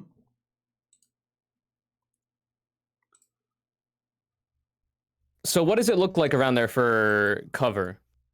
For cover, there's a lot. Around where the Gatling gun is. Yeah, you're right near the depot, way. which means the 2 remaining cars, which are heavily armored, are like really like decent piece of cover. In terms of stealthy cover, the 2 Mordhill guards are dead, and the skeleton's attention is focused. You'd have to make a stealth roll, but you could conceivably get there without being noticed. Are there any buildings or any like really hard cover?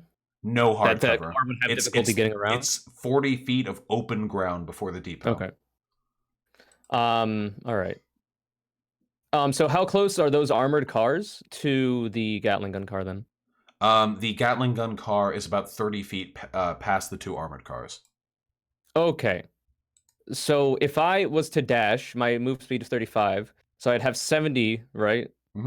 Of a dash. Would I be able to get into stealth cover of the or behind the 2 armored cars? Yes, you would be able to get into stealth cover behind the 2 armored cars, lying in wait for the Gatling gun car.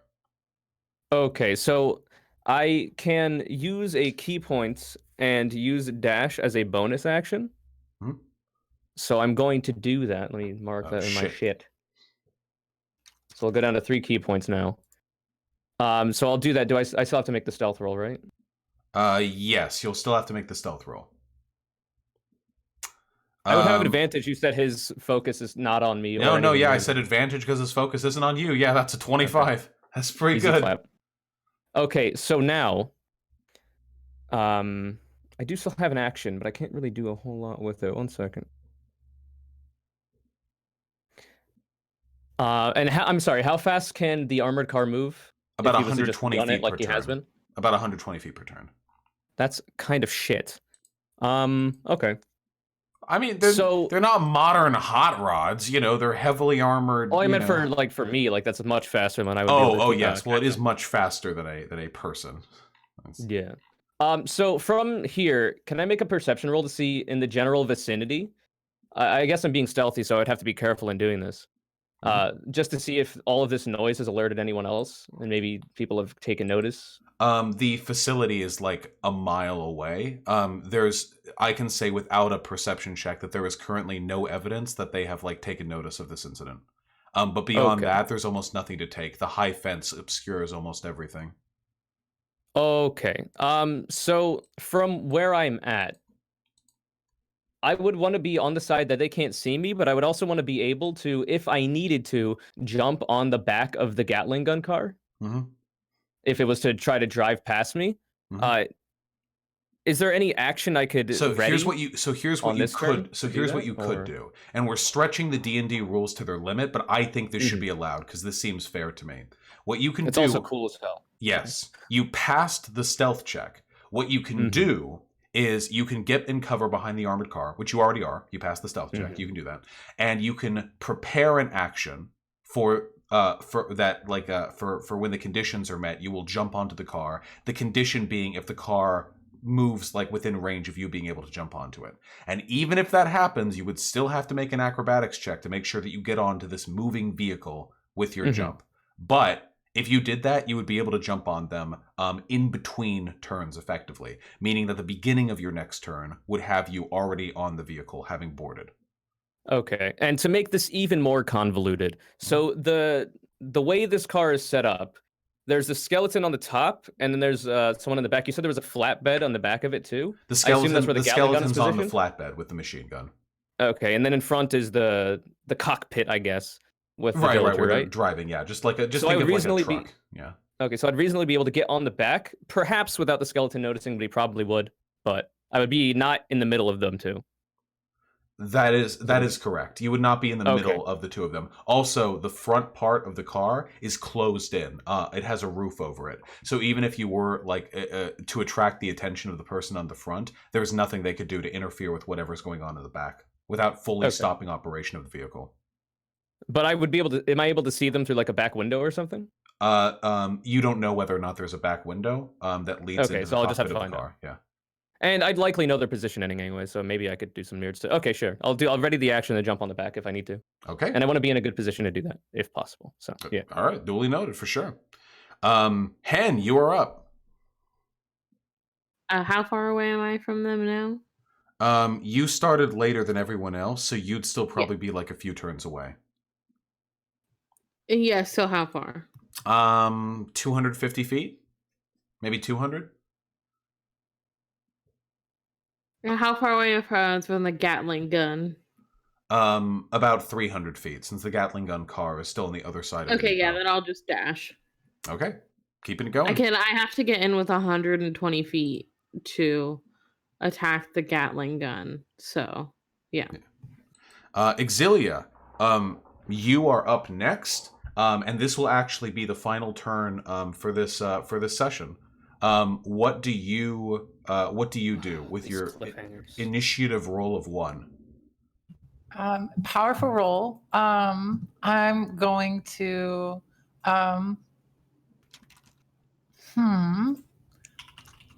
So all the villagers are done. The villagers are except very, for the very car. dead. Yeah.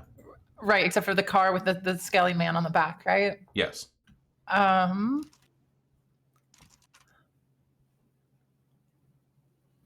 not sure what the best thing we can do here is. I think my best case is to try to pick up Xander Hall. I think Xander's the closest, and I think getting us all in together is probably the best idea here. Can I ask a quick question? Uh-huh. What is needed to stop the car? Like Kazooie. Is that an action?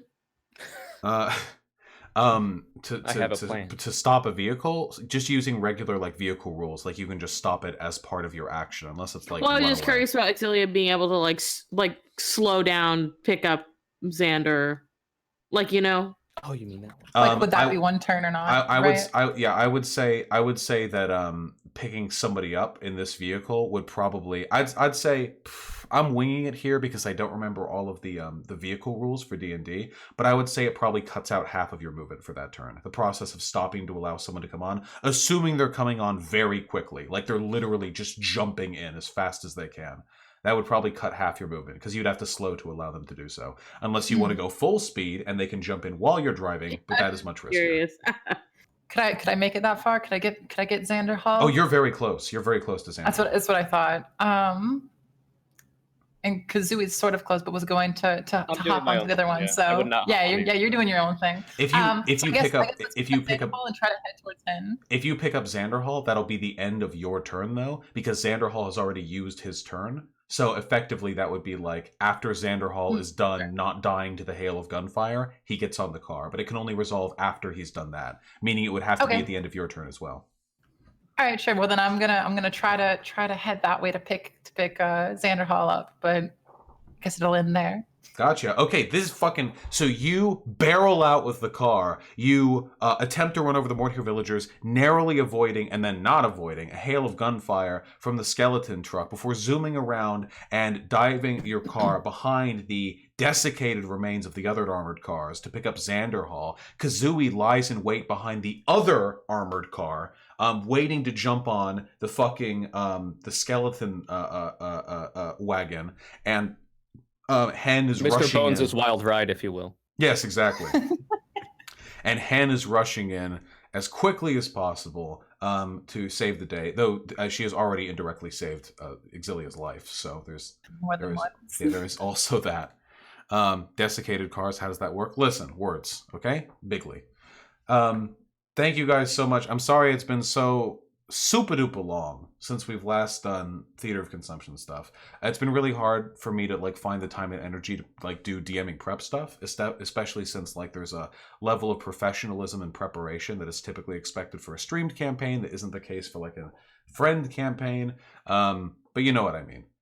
It's nonetheless still very, very, very I'd say fun. you've done a good job. Thank you. This has been it's wonderful. very, very fun. I'm glad we brought this back. You've done amazing. We're Thank having you. a good time. Especially, and I'm not just saying that because I'm rolling the best rolls. Yeah, Pig's not just saying that because he keeps rolling above 20 or Yeah, anything. it's been a good roll day. All right, wait. I want to talk to you guys really quick after the stream ends. Let me just read like the 2 donos I got, and then can I talk to you guys super quick? 2 minutes? Absolutely, yeah. Are we on? We're off stream for the talk or on? Doesn't matter. Off stream. I was, All right. And the So while you're stream's reading super donuts, I'm gonna go quick. take a piss, but you can close us out. Go pee. Go Well, don't you have to close out this Pee. D&D sesh? go or- pee. No. Pee. Ask nicely. Piss. Ask nicely, Mr. Vosh. All right, please go pee. All right, hold on. I'm muting myself. I'm on.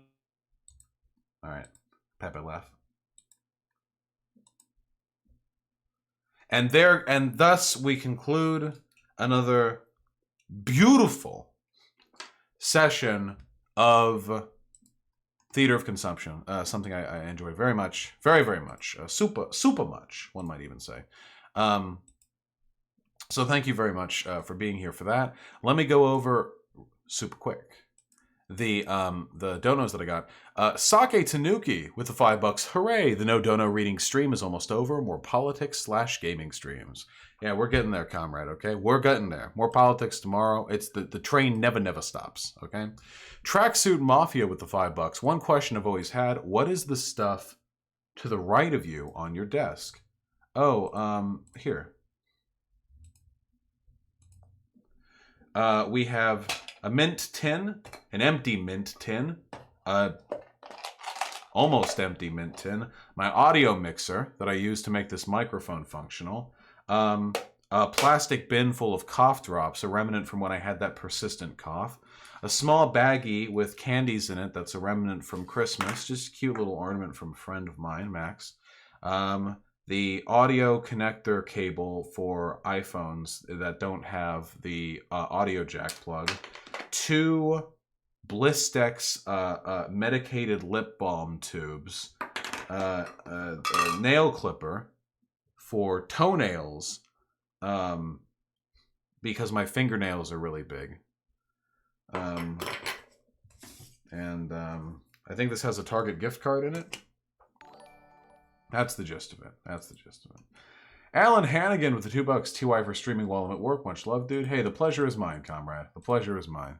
And anyway, Sake Tanuki with the $5. Hooray! Back to quality donation reading. Of course, comrade, always. That's my favorite part of every stream. Well, that's a lot of mints. I love mints, folks. Anyway, I love you all very much. I sincerely miss White Nervosa. And I love her, but I mean, she didn't have time for this, and I don't blame her. You know, she's got a lot of stuff going on. She's been really busy. Whatever. I love her. Have a good night, folks. I love you, okay? Have a good one.